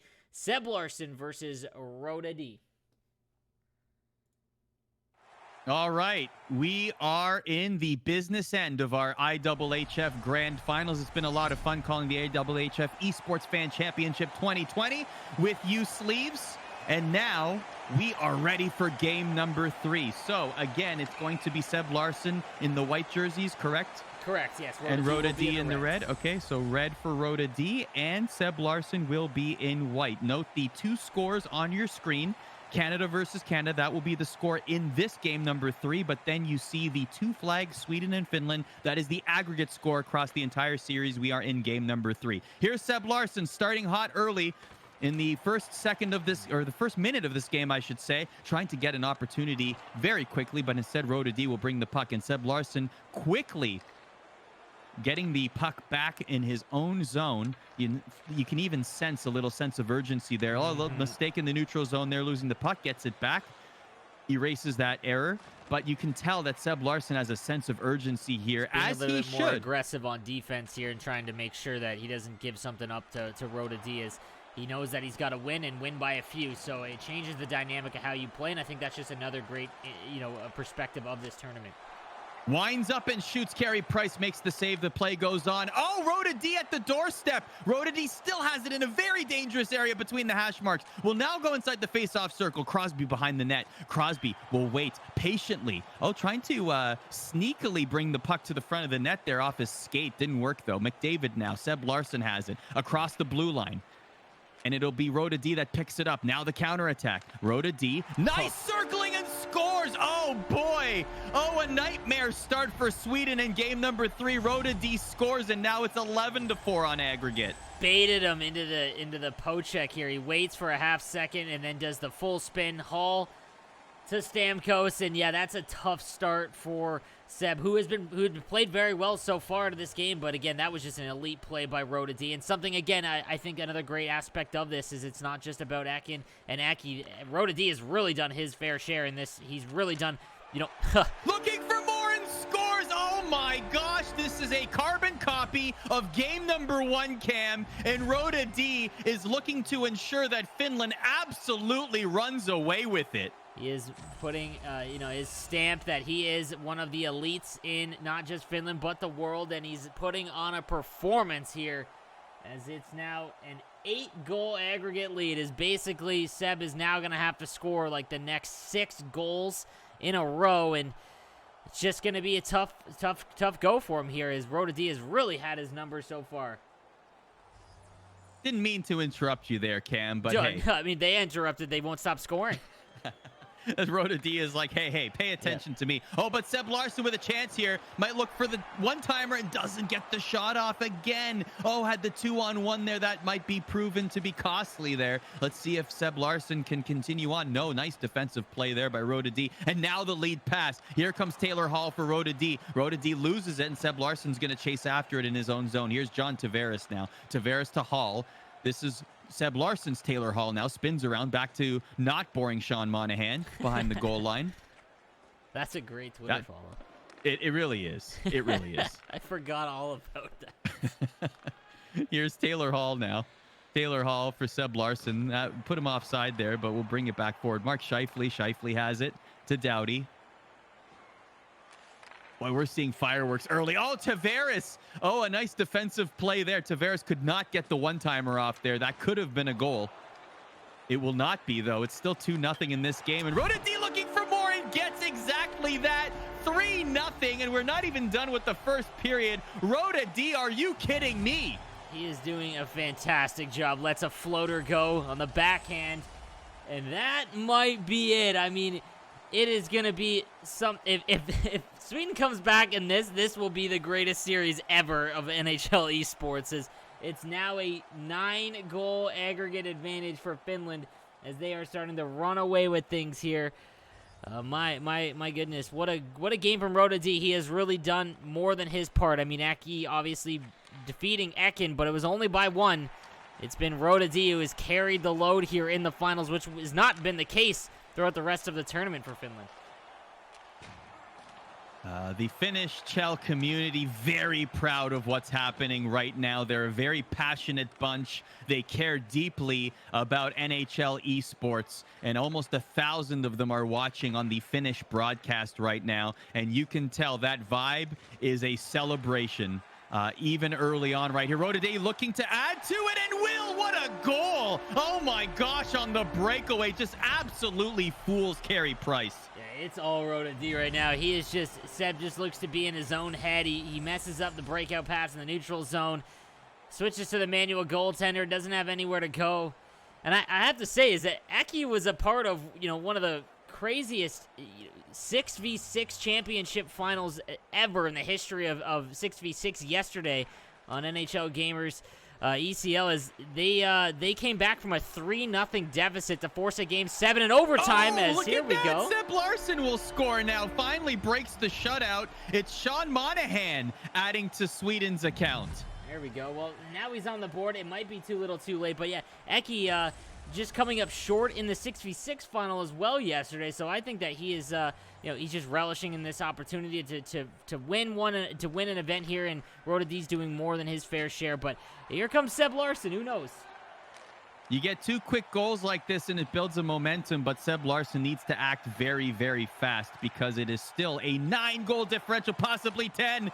Oh, Carey Price makes the save there on Connor McDavid. Oh, Rodady is trying to get cheeky with his breakaways now, but he's getting a lot of them. He's gotten 2 so far in this period, so he's getting these really, really crucial chances. Yeah, as Snoop joins us in the booth, Seb is definitely trying to step up here. He's trying to be aggressive, and on that last breakaway, you could tell that Rodady was trying to bait into the dive out on the goaltender, but a good stick-to-itiveness with the goaltender there for Seb, but he needs the next 5-6 goals now, but we'll see what happens. Rodady with 1, 2, 3 into the 4 goals so far in this game. Shout out to Snoop Dogg. Here is Rodady looking to add more though, but Seb Larson just shout out to Seb Larson and the fact that he's not quitting. He's definitely going to fight this one until the very end, no matter how insurmountable it looks, as the first period will tick away here, and it is a 4-1 lead in this game number 3, Cam. And again, something that I want to mention is that, Eki and Ekin are both extremely well known. Seb Larson also known in the 6v6 community, but the thing about this tournament that I like, and I'll spotlight Rodady as he's doing so well, is, again, I've covered almost exclusively North American events in NHL esports, and when a new player comes up, as a big save there for Seb. When a new player gets a chance to shine like this, is Rodady really known for hut in 1v1 and competitive play? He isn't really known, and for those new guys to kind of step up, as Rodady's gonna bury this one on the rebound here. Okay, Rodady is just running away with this one now. I mean, this is exactly how you dominate a series from start to finish. We are seeing Rodady emerge as somebody you have to pay attention to now when we are talking about future NHL esports competitions. No, absolutely, and that's what I was alluding to, is that it's really good when a new player gets an opportunity to shine, like Rodady has in this tournament, and specifically this game, is, again, he is going to be the one that decides this series. It isn't Eki and Ekin, kind of what we thought going into this. Those would be very, very close games. It's Rodady who is doing all of the heavy lifting against Seb Larson in this, and it's fantastic to see new players emerge in the scene throughout the events. This is the Rodady show so far. I mean, Eki had a great performance in game number 2, but if there's someone whose stock has risen so far in this series, it absolutely is Rodady. Absolutely, and Seb obviously going to be disappointed with his performance here. Is he's got a 9-goal disadvantage in the aggregate, and they're trailing by 10. So that just kind of shows where the problem lies, and obviously Ekin's not going to be able to put up 10 on Eki. So again, maybe there's some miracle goals here. We still got plenty of time, but he would have to score, I think, 7 goals even, and that would give him a 3-goal advantage in this one. So just does not look to be in the cards, but we'll see. Oh, you see, every puck is just bouncing the way of Rhoda D. That one is normally a save 19 times out of 20. But in this particular game, Rhoda D is firing on all cylinders. Everything is clicking. Look at this again. I mean, that's just a goalie error. Like No. that's just the puck just went through Carey Price. It's tough, yeah. And again, like the 1v1 aspect of it, and he knows that he's got the lead, so he doesn't have to make these crazy, one-hand tucks or amazing behind the back one-timer passes. He can just kind of, fire it on net and see what happens. Is everything is going in for him, and he's got such a gigantic lead that it really doesn't matter. What can Seb Larson do? Here's McDavid. Seb Larson not quitting. He's going to stay behind the net, look for something, anything right now to try and get Ekin in any sort of position to even contend. So right now it's an 11-goal advantage. If I were to say that Ekin and Eki were to play 100 games back-to-back, they don't get tired. They're playing at their optimal capacity. 100 games. Oh, wow. Look at that. All right. Okay, I was going to say. Okay. If that's the way that Ekin needs to, or Seb Larson needs to score, hey. I was going to say, if that doesn't end up in the net, then that's ridiculous, because that sat on the line for a good solid 5 seconds. But, yeah, I agree, man. Like, there's no way that Ekin can put up that many goals against Eki. So it's just unfortunate how it worked out. But I think that, again, we're seeing Finland dominate an international event, but you have to think that even the favorites, and Rhoda D, again, a relative unknown in the NHL esports community at this stage. I mean, there's Playmaker, Hanzelino, Duomi, there is a lot of guys that didn't make it to the stage that Rhoda D has, and Finland's still dominating. So oh my word, come on. What a goal. That was a beauty. Nice backhand forehand. That was like the Matt Sundin special there. Forehand, absolutely. Backhand, back of the net. Look at Taylor Hall, that former Hart Trophy. Look at this again. Look at this. Backwards, forwards. Oh, now seriously, I'm seriously getting some Matt Sundin vibes from that one. The old Matt Which is Sundin. Funny because it's the Finnish player absolutely doing the old Matt Sundin there, one of Sweden's greatest players, but still. It's now incredible. A 5-goal lead. Yeah, I did not expect this, to be honest with you. I really didn't. And to be honest, I'm still glad that we get the last game of the series will be Eki versus Ekin, as Ekin gets to maybe play for some pride and try and defeat Eki. Oh my word. Like everything is working for Rhoda D right now. And like this is in this format too, you need to be relentless. You might take your foot off the gas if it was just a victory that is necessary, but not here. This is a goal aggregate, so of course he's going to want to run up the score because he doesn't want to lead anything to chance. No, absolutely. Like there's nothing you can do. We saw it in the other games. I mean, Eki won a game by 13. You can't stop here. You have to keep going because you never know. The next game I think is going to be big just from a perspective of like, can Ekin defeat Eki in a game, in a championship format and whatnot? That's just going to be big for him and his stock personally as another breakaway here for Rhoda D. Another breakaway, and oh, wow. Oh, he tries the Datsuk flip. Okay, that was a great sequence there. Okay. And the manual goalie, too, was hung out to dry there. He just had that entire side available to him. Oh, boy, okay. Hey, I'm here for the ridiculous highlights. I am here for throw everything at the wall and see if we can get a nice Twitch clip here. That's fine by me. Yeah, if Rhoda D's listening, let's see some Datsuk flips, some between the legs, boys. Show us something. Yeah, give us a Merrick Malik. Give us something fun. Like, let's see what we got here. Yes, that's right. What's funny? Oh, there we go. Oh, what a goal! Seb Larson between the legs pass too. It's like Seb Larson was listening to us. There we go. As another goal, right? So it's only 11-goal advantage now. Do you believe in miracles? Do you believe? I do. So you're saying there's a chance? Absolutely. No, someone on Twitter posted out who's the first player that comes to mind, and it was the New York Rangers Statue of Liberty jerseys, which I love, by the way. Oh, yeah. And I instantly tweeted back, like, Merrick Malik. 100%. Wasn't even a thought. Yep, Merrick Malik. What was that, like the 14th round between the legs? The most defensive defenseman there is. Yeah. Yeah, and then just scoring this, like, beauty, absolute filthy goal on a shootout, and then raises his arm like, yes, not even a smile, like, too. He was like, yeah, I knew I was going to score. That's That's outstanding. Oh, my word. the second period. All right, comes so to if a you're close just here. joining us, Yeah. ladies and gentlemen and friends, we are in the second period, and this is an absolute rout. As you can see, there are two scores there. One of them is an 8-3. That is how much Rhoda D is leading Seb Larson by in this game. And then the other one, 18-7. That is the overall aggregate that Finland is leading by in our grand final. So this is it. The winner of this takes home the IIHF Esports Fan Championship 2020 trophy. They are crowned the IIHF champions over Canada, over the United States, Germany, Slovakia, Italy, you name it.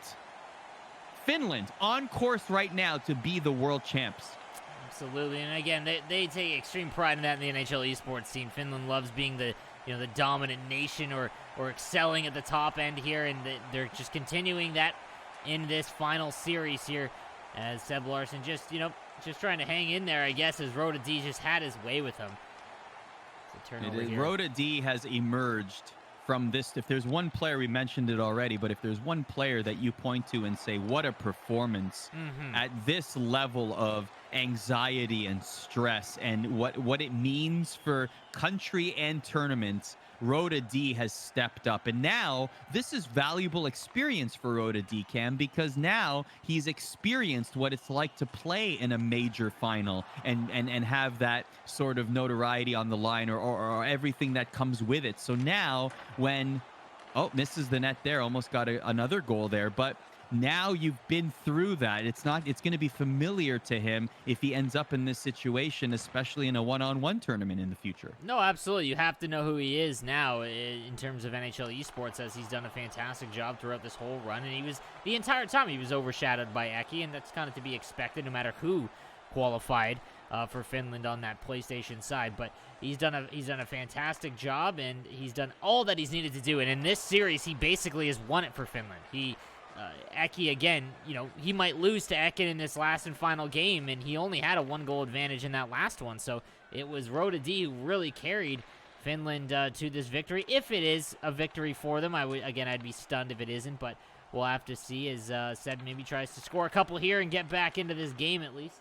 Well, stranger things have happened, but right now Finland is definitely in. Well, and just as we say that, Finland is padding the stats here, and now it is a 12-goal advantage on aggregate, 19-7. My word, who predicted this kind of blowout going into this series? I'm not gonna lie, with just from watching throughout this event, I mean, Seb beat Josh Fearless, so I really thought Seb had the advantage in this PlayStation side, and Rhoda D, I mean, both of these guys stumbled in their runs here. They both have losses, as Seb lost twice in bracket play, once to Josh and then one to Pepcast for the Czech Republic. But Rhoda D's only loss was against Timothy of Germany, who's one of the better European players. So I kind of thought that Seb would actually have the advantage here, and it wasn't even close.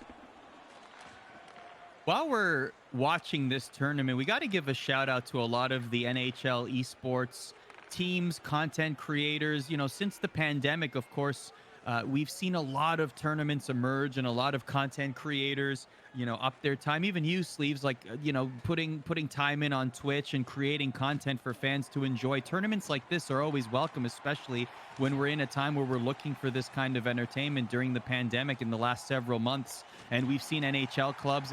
I'm reminded by NJ Devil and Chad, who's really stepped up as well, doing a lot with the mascots around the league. And we've seen a lot of NHL players playing a lot of Chell in different games as well. So it's really nice to see NHL players and the community embrace this kind of gaming content. Absolutely. It's big for our game as a whole, as NHL esports obviously wasn't really developed didn't really start until about 2 years ago with the Gaming World Championships, and now with a lot of the players providing that kind of in-depth content on Twitch, where you kind of get that personal look into their lives and whatnot, and their personalities, which is super big and great for any sport, but it's specifically big for the NHL for sure. Is a partial break here for Rhoda D. Oh, what a save there! Is he still threatening, trying to put up 10? Seb Larson. I mean, you got to take nothing away from Seb Larson. Just wasn't his day, really. No, absolutely, I mean, really. Rhoda D is just not to be stopped. He just refuses. Look, I mean, look at that.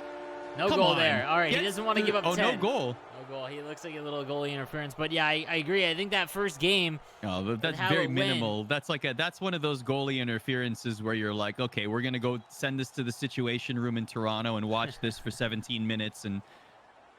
There, right there. You see that's where the kick happened behind the leg, but as the puck was going into the net already. I agree.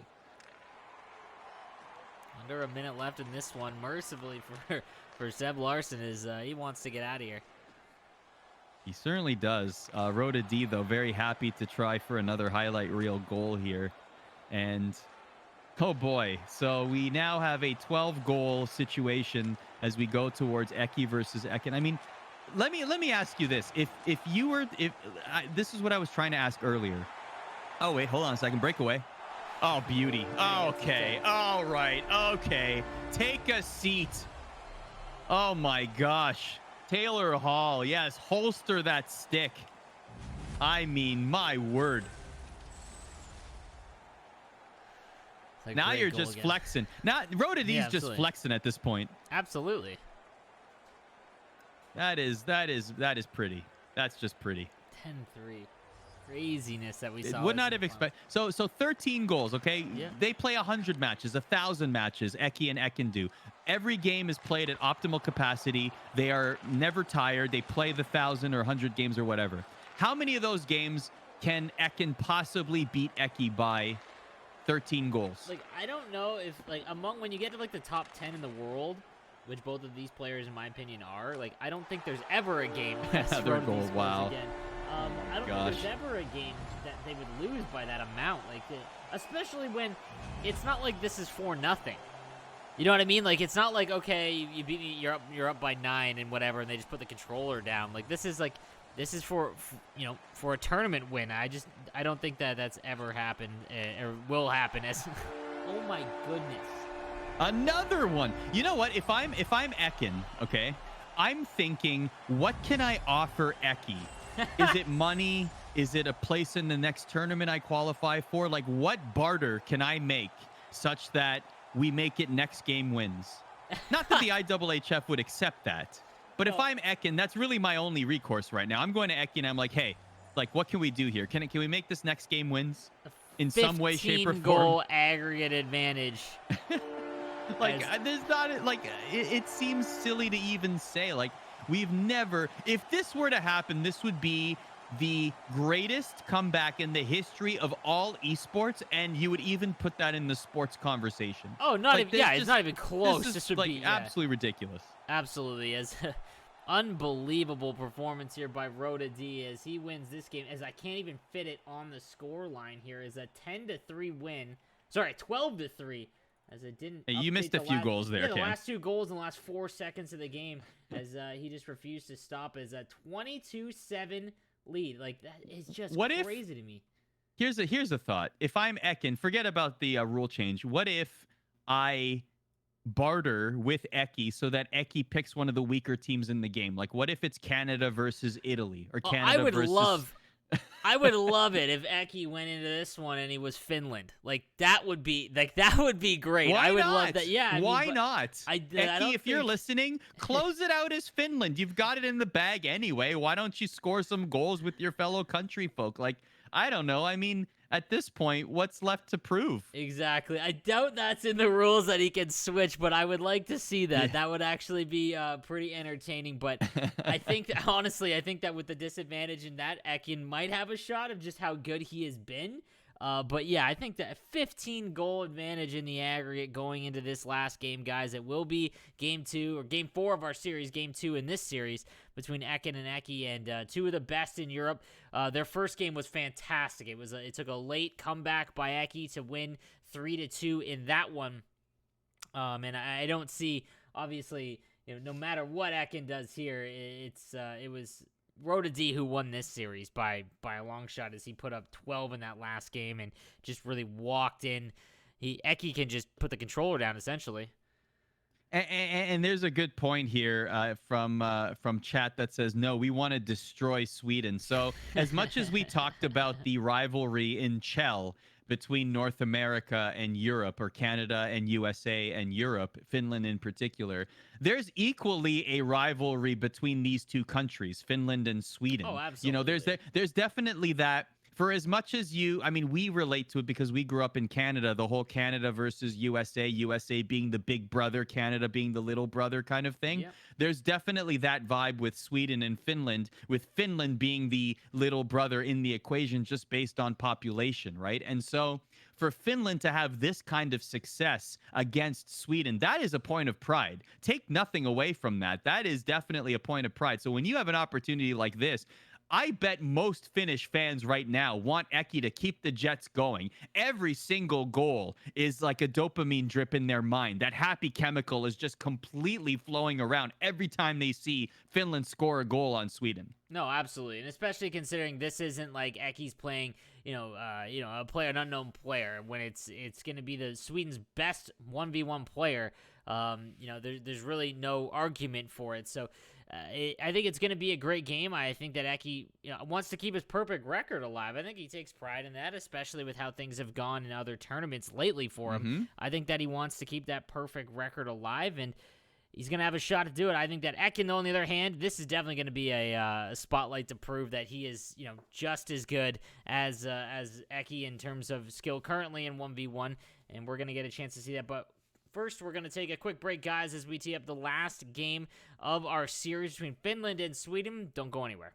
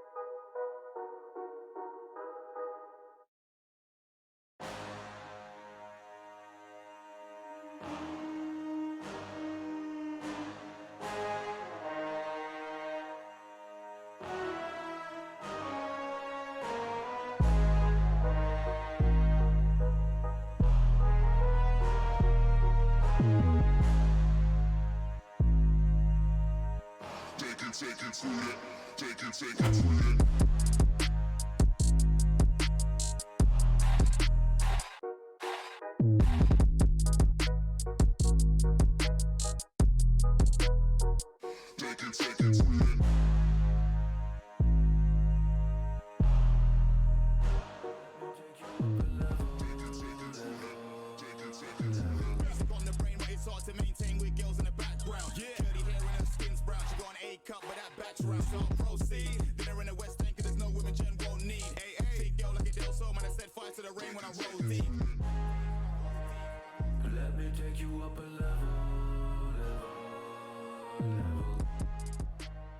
Welcome back, guys. We are about to get into game number 4 of our championship round between Sweden and Finland, and obviously it has not gone Sweden's way in this first 3 games, as they have a 15-goal deficit in the aggregate, and one of the best in the world for Finland to close things out here, Arda. And I think this is definitely just going to be about pride for Ekin, and hopefully we get another really good game, as their game 2 was fantastic.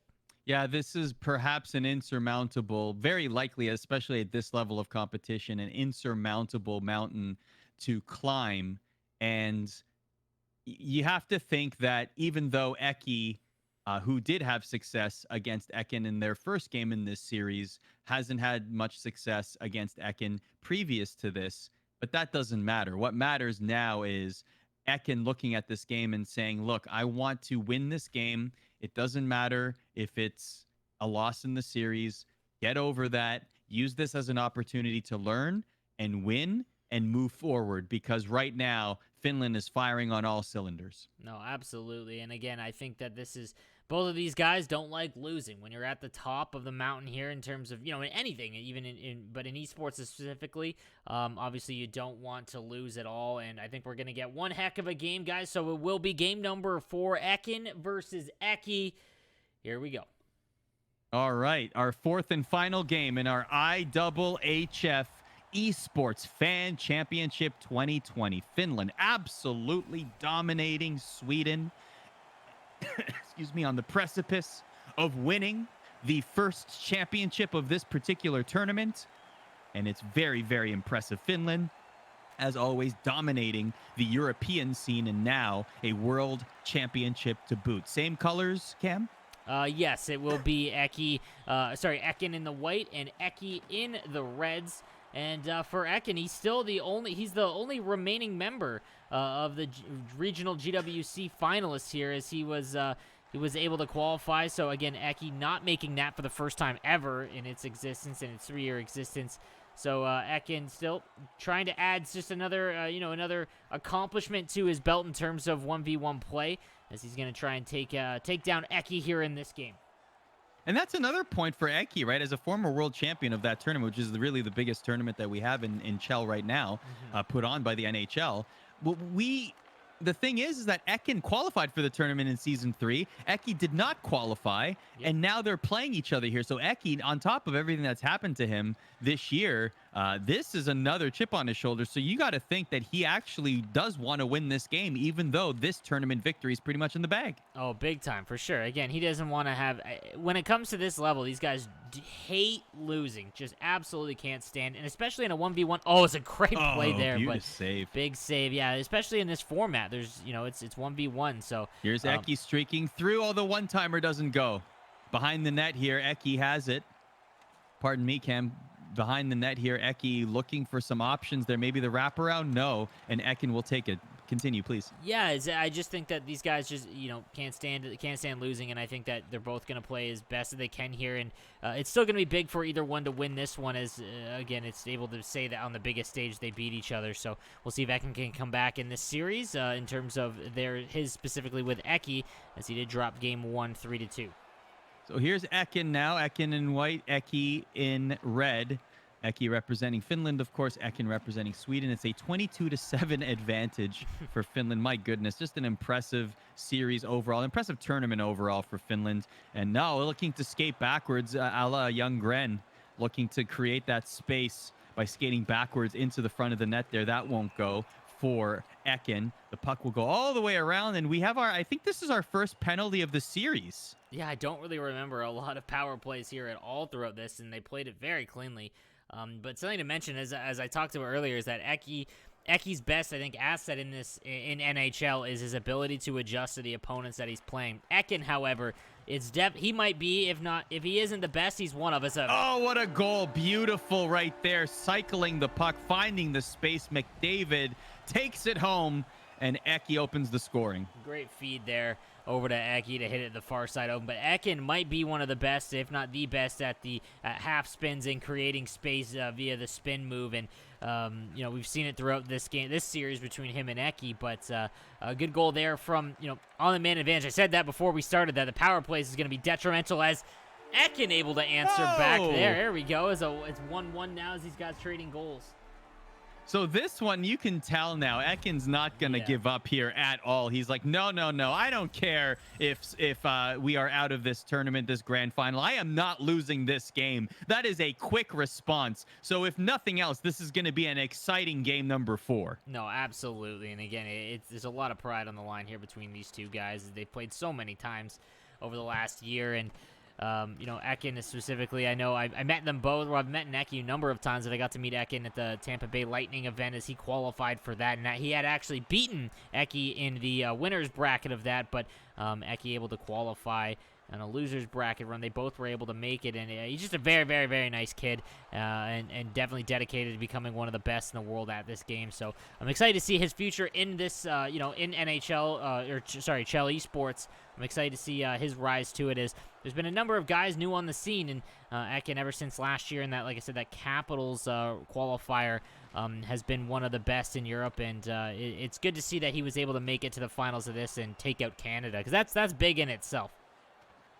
That is definitely, even though the result here might not be what Sweden wants, the fact that they were able to eliminate Canada is definitely a feather in Sweden's cap. So this is not a fully lost tournament by any stretch of the imagination as it pertains to reputation. Sweden has definitely leveled up after this IIHF tournament and has proven that they need to be taken seriously in European competition. But at the end of the day, Finland is still reigning supreme in that department. But we still got a game 4 here, so let's focus on what's happening on the virtual ice right here. It's tied at 1. Ekin and Eki, two of the best to do it, especially in Europe on the world stage. And now we're going to see if Eki can take 2 back-to-back games against the player that he has struggled against the most in his competitive career. So here's Ekin. Oh, he takes the puck after losing the faceoff in a dangerous area there. 20 seconds to go in the first period. Eki will try to exit the zone, but can't. So Ekin might have another opportunity here and will, but Carey Price extends the pad, and that will end the first period with the score tied at 1. Great line from chat. As I heard from my Finnish friend, for Finnish fans, the most important thing is not Finland winning, but that Sweden is losing. That's great. And, well, they're getting both in this situation. Absolutely. But in this game in particular, they're tied. So we're going to have to wait and see what happens here.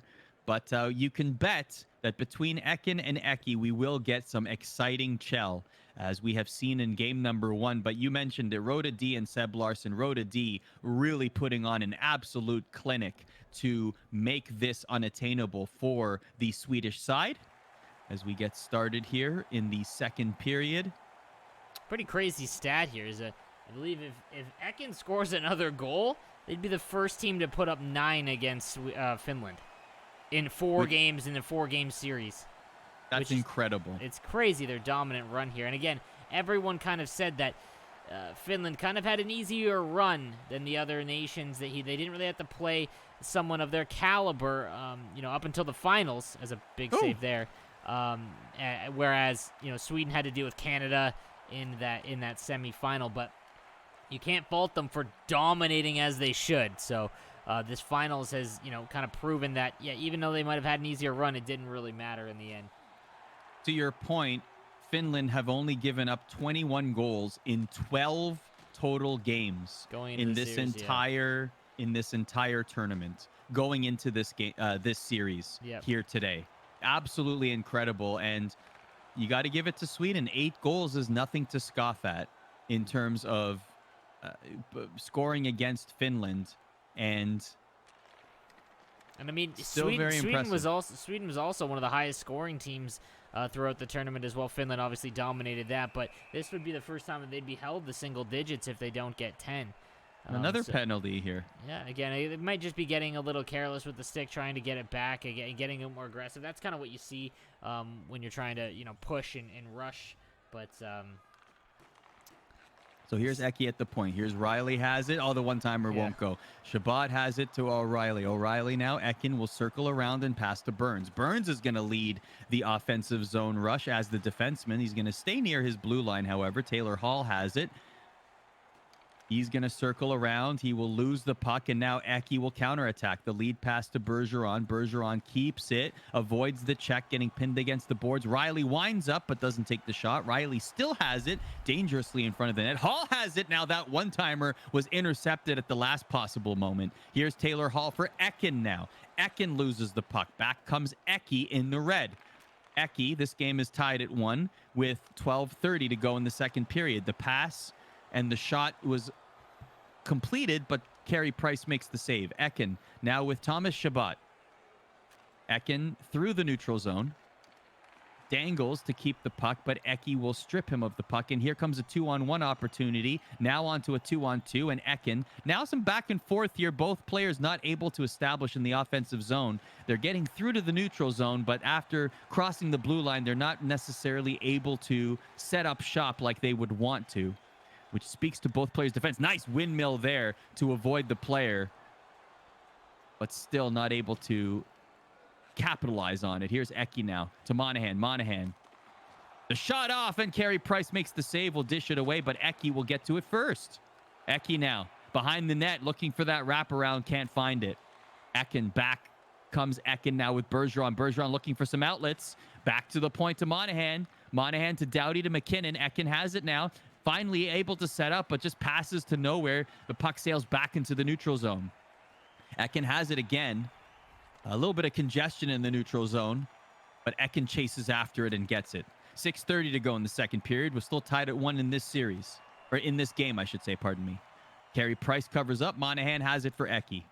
Eki will pass it up, but a line change will cause an icing. It's just crazy how close this personal, like the games between Eki and Ekin have been. It just goes to show how good Ekin has become to push Eki to these really, really sweaty, big time games here. As see if Ekin can clutch this one up and take one away from Eki to put a blemish on his perfect record. Scheifele over the blue line. Pietrangelo to Marchand. Marchand, that puck goes nowhere and goes all the way back into Ekin's zone, so he'll have to chase after it. Here's Scheifele now to Shabbat. Shabbat over to John Tavares. Tavares crosses the blue line. Spins around to Pietrangelo, back to Tavares. Pietrangelo has it again. Back to Tavares. Seesaw with the puck. Here's Tavares. Looking to get to the front of the net, but Eki reads it. So now Eki has the puck and now gets into the offensive zone himself. Loses it again, but picks it up. There's Taylor Hall. Taylor Hall to Bergeron. The pass and the shot, and the puck goes out of play. Big save there for Ekin to stop that one, as he's really done a good job of controlling play throughout this second period at least. And it's going to be tough for him. I mean, I'd love to see if he can get on the power play here, maybe draw a penalty, but it's Eki with a good shot there. See if he can come up with something here late in the second. Ekin with McDavid between the legs and back through. At least he's exhibiting some confidence in this particular game. He is very much in this game still. It's tied at 1 with 40 seconds to go in the second period. Eki looking to add one more with Sidney Crosby. Here's Sid the Kid, takes the shot, pad, save, play continues. And there's Ekin, Sid the Kid losing it to McKinnon, and that puck will go all the way back into Eki's zone. Goaltender well out of his net to pick it up. Remember, there is no trapezoid behind the net in international play. One more period left in this one, and again, we're not going to get the close matchup that we were hoping for, obviously, as it's still a 15-goal aggregate advantage for Finland. It was Rhoda D dominating Seb Larson that really put this one away, as Ekin and Eki have just gone back and forth now. 1-goal win for Eki in their first game, and it's another 1-goal game here, as it looks like Ekin has actually controlled the time on attack again. Not something that you see a lot of in Eki's games for sure. So this is our third period here in our last game in the IIHF Esports Fan Championship 2020. It has been an incredible tournament from start to finish. We have seen surprises. We have seen heavyweight tilts. And now we are going to see a further coronation of the European superpower on a global stage, capturing a world championship with 1 period left to play. But pride is still on the line here as Eki is offside. But Ekin looking to at least win this game so he can add to his tally of victories against Eki. No, absolutely. Just trying to win one for himself here and make it, you know, at least to say that, hey, I was able to take down Eki in an international esports event.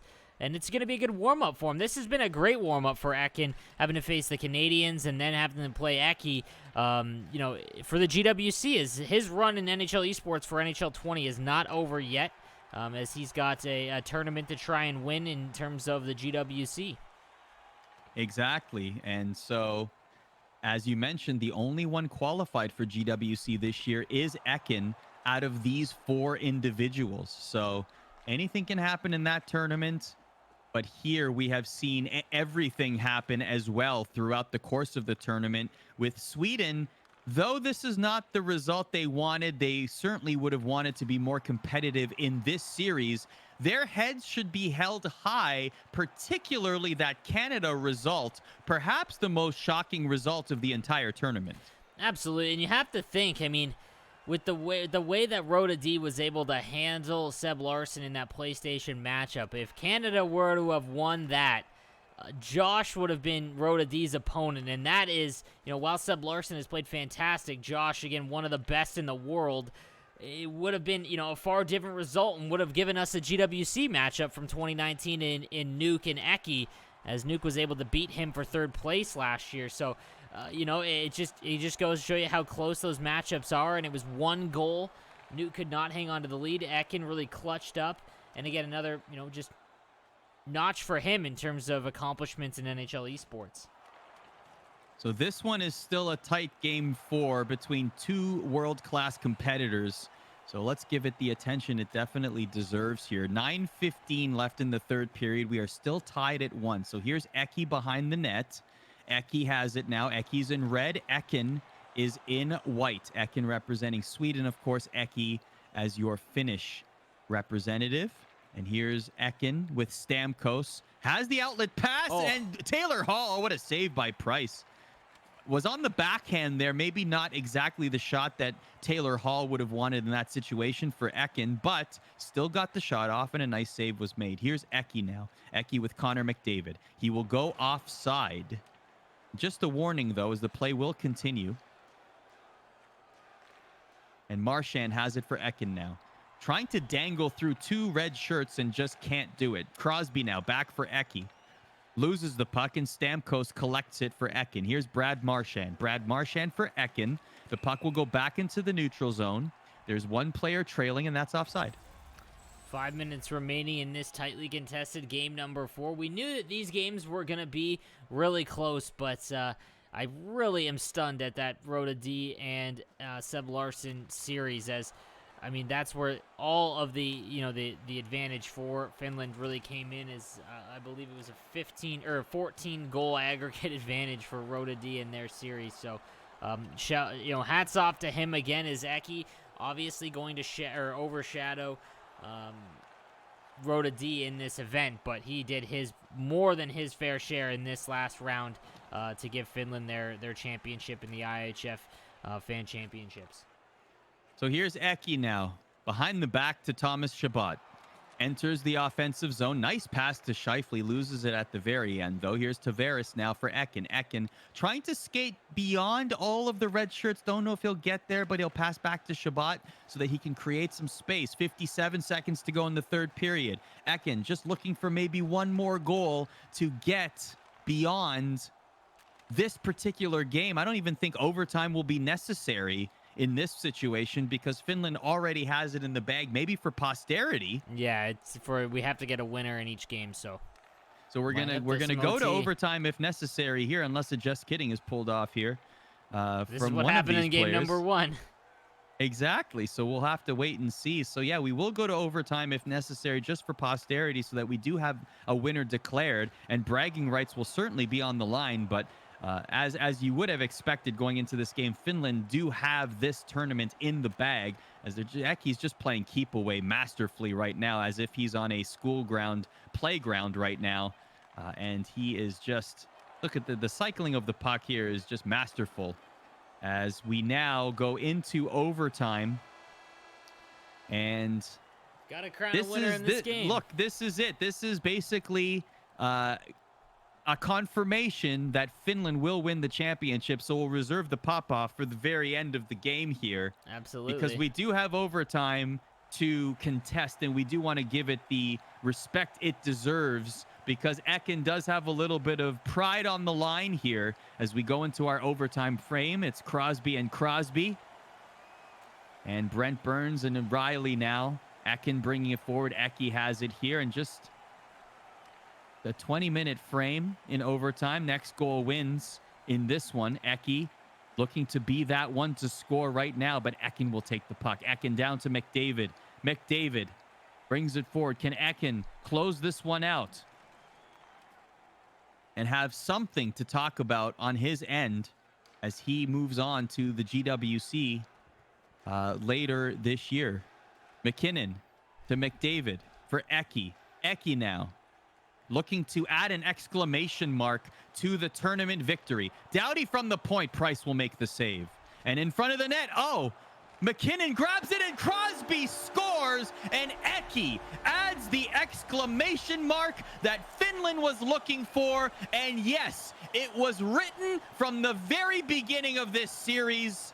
Finland absolutely dominate their Scandinavian opponents in Sweden and capture the IIHF tournament crown. Fantastic win there for Finland and Eki in overtime. Have to give a shout out to Ekin in his 2 games. He went up against, one of the best in the world, and he lost by 1 in both. He played fantastic. He gave Eki his hardest matches easily throughout this event, and a gigantic win for Finland. But don't go anywhere, guys, as we're going to have some interviews. First, I believe we're going to get Ekin and get his thoughts on the tournament. Obviously, a little bit disappointed on how the results went for Team Sweden. But don't go anywhere, guys. We'll be right back.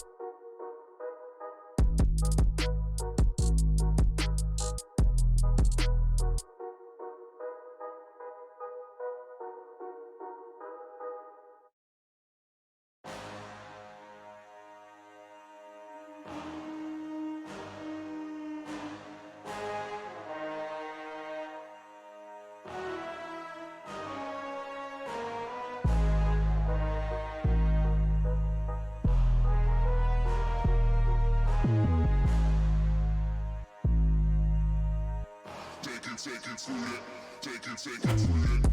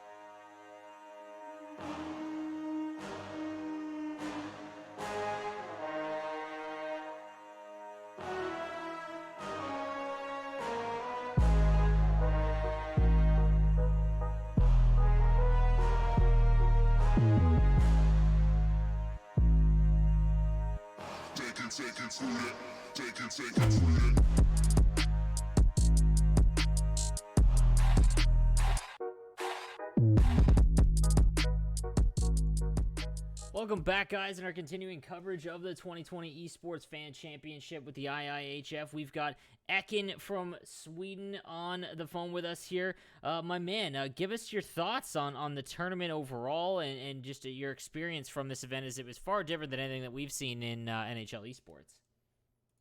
Yeah, it's been great.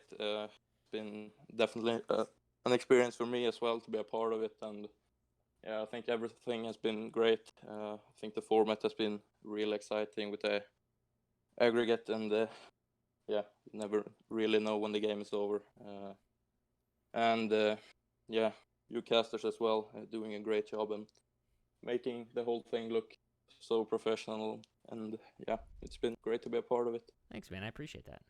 Yeah, well, definitely shout out to Sleeves, who's really been shouldering all the load production-wise as well. Ekin, take me back to the game against Canada, in particular that third period, those final moments, like even qualifying here. I know it wasn't the result you wanted in the final, but take me into that incredible semifinal and how you were able to maintain your composure and even eliminating Canada to get here. Yeah, I mean, Sebbe played a great first game against Josh, beating him by 2 goals, and yeah, we just played our game, and I'm really impressed about Sebbe playing an even series with Josh, and for that last game, and the last minute when it was tied, I was just trying not to give him anything for free, and yeah, but still I felt like I was creating chances offensively, and yeah, the chance came and. Absolutely, man. That was probably one of the best esports series that I've ever gotten to watch, and you played fantastic in that. Give us what was the biggest surprise to you, whether it be another matchup or something else that you saw? I mean, the Czech Republic pushed you guys to almost the brink there in that quarterfinal matchup. Was that the biggest surprise you think throughout, or was there something else that you were kind of stunned by in terms of an upset or just game individually? I would have to agree on that. The Czech Republic guys played a great series against us. We were definitely not expecting that, and yeah, that was the biggest surprise for me by far. No, absolutely, and we've got a international audience here, man. Would you be so kind to address the Swedish fans in Swedish as just some closing remarks on the event? Yeah, sure. Ja, det är sjukt kul att det har varit så många i chatten som har tittat, och vi har verkligen känt deras stöd, och ja, det har varit extremt kul att se att det har varit så många inne, och vi har verkligen känt att vi har fått support, så det har varit extremt roligt. Yeah, gonna assume that you were just chirping us the whole time, but thank you for joining us, man. Guys, don't go anywhere. I believe we have an interview with Eki coming up, so just sit tight. We'll be right back.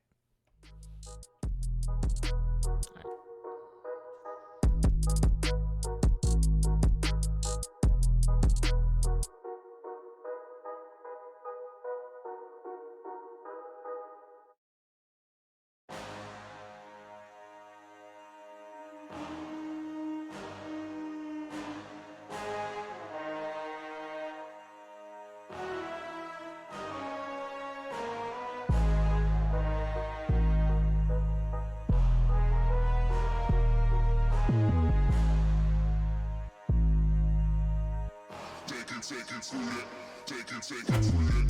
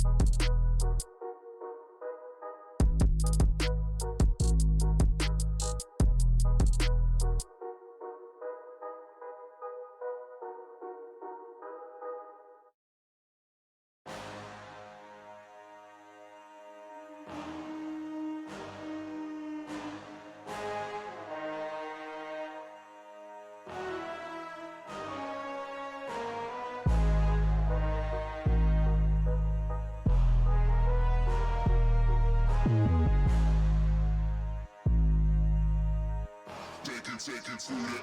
Take it to it. Take it to it.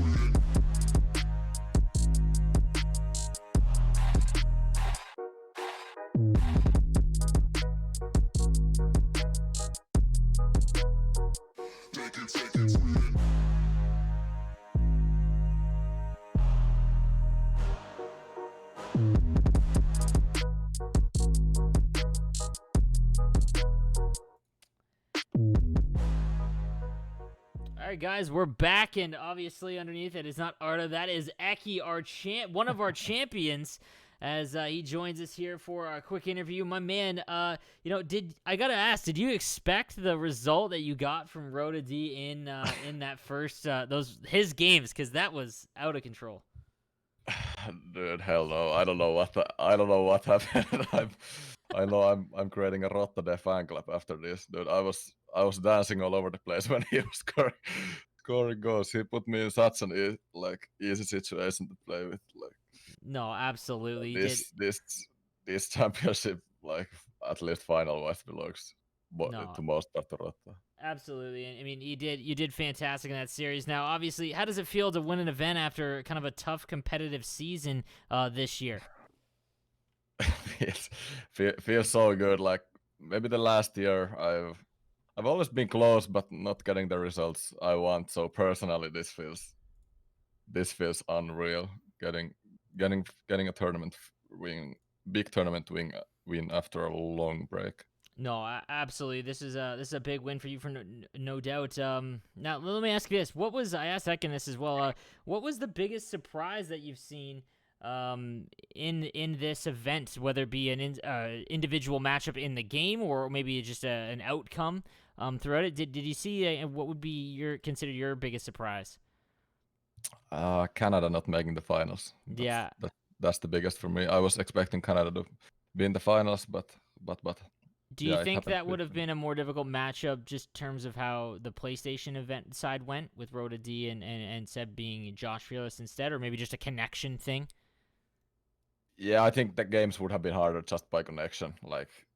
But the way Rotta was playing today, I don't think Lower would beat him. But the connection wise, of course, it's super hard to score goals. I think it would have been tighter. Yeah, he did a fantastic job. He really carried it, and I had a feeling that your guys' series would be one goal games throughout, man. But no, congratulations again on winning the 2020 IIHF Esports Fan Championship. Now we've got a pretty big international viewership here. Can you address the fans in Finnish before you go? Joo, aivan uskomatonta. Voitettiin Rotan kanssa. On niin kuin suoraan sanoen ihan helvetin hyvä fiilis. Ja kiitos kaikille, ketkä kannatitte meitä tässä turnauksessa. Todella mun ja Rotan puolesta, niin se meinaa meille tosi paljon. Ja ei kun torilla. All right, thanks, my man. Guys, stick tight. We'll be right back to close things up at the event. Congratulations again, my man. Thank you.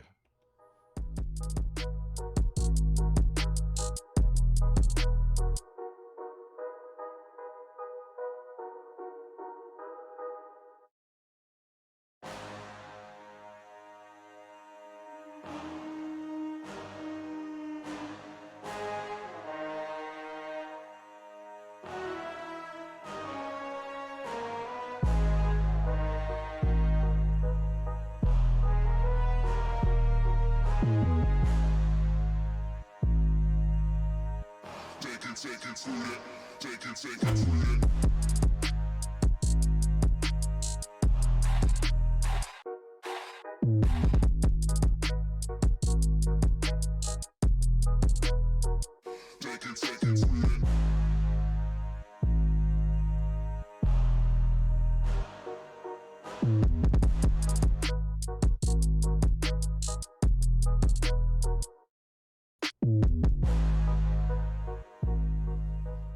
Hey guys, welcome back. I am joined again by my good friend Arda as we kind of wrap things up here with the 2020 Esports Fan Champions with Finland in a dominant performance over Team Sweden, my man. It's absolutely incredible. Congratulations to Finland. Congratulations to Rhoda D and to Eki and the Finnish fans for an emphatic victory. And, you know, to win an IIHF tournament is very impressive. In the way that they did it is extremely impressive. So Finland have cemented themselves as the greatest team in Europe, but also now have laid claim by virtue of winning this double IIHF tournament. They are now, as a country in Chell, the champions of the world. And that's saying something. You know, in a tournament that included Canada and the United States, typically two of the stronger regions, you now have Finland further asserting its dominance globally, worldwide in tournaments like this. So congratulations to all of the Finnish fans. Congratulations again to Eki and Rhoda D, who put on a spectacular performance in the final that was really over as it was just getting started here in our 4-game series in the grand finals. So you couldn't have asked for a more dominant performance. No, absolutely. And I just have to thank the IHF for allowing me, to help cover this event. It's been fantastic to watch my colleagues, Nick and Drew, doing the other English events, as well as my man Estor with the Swedish events, and then Ken and NHL Gamer. All the broadcasters have done a fantastic job, and I just want to thank for the opportunity to get to do this event, as it has been fantastic. It has been really fun. We've gotten to see some of the best moments in esports, and not just this tournament, but overall, and some things that I'm really going to remember for a long time. And I'm glad that some of the players got a chance to show themselves who they are. I mean, even back in that first round, someone off the top of my head, Vibholm is someone who has been very active in the Twitch community over the last few years, and one of the better European players, and he got his chance to shine for Denmark. And there was Timothy of Germany, who put on a great performance and actually handed Rhoda D a loss in their matchup. And then the Canada-USA series, which is always going to be fantastic. And then Ekin's essential overtime goal in that third period against Nuke to put them up by 1 into the finals. It's just been really, really fun to watch overall, and I couldn't be more happy to do this. Not just to cover the games myself, but to do it with my good friend here, Arda, has been fantastic, and I really appreciate everyone who has come out to all of the broadcasts and whatnots. It's been a really, really fun time. But again, guys, we do have our champion. It is Eki and Rhoda D in Finland, who have locked up the IIHF 2020 Esports Fan Championships. And for everyone here, guys, it's been a blast, and hopefully we'll see you in another season. Have a good one, guys.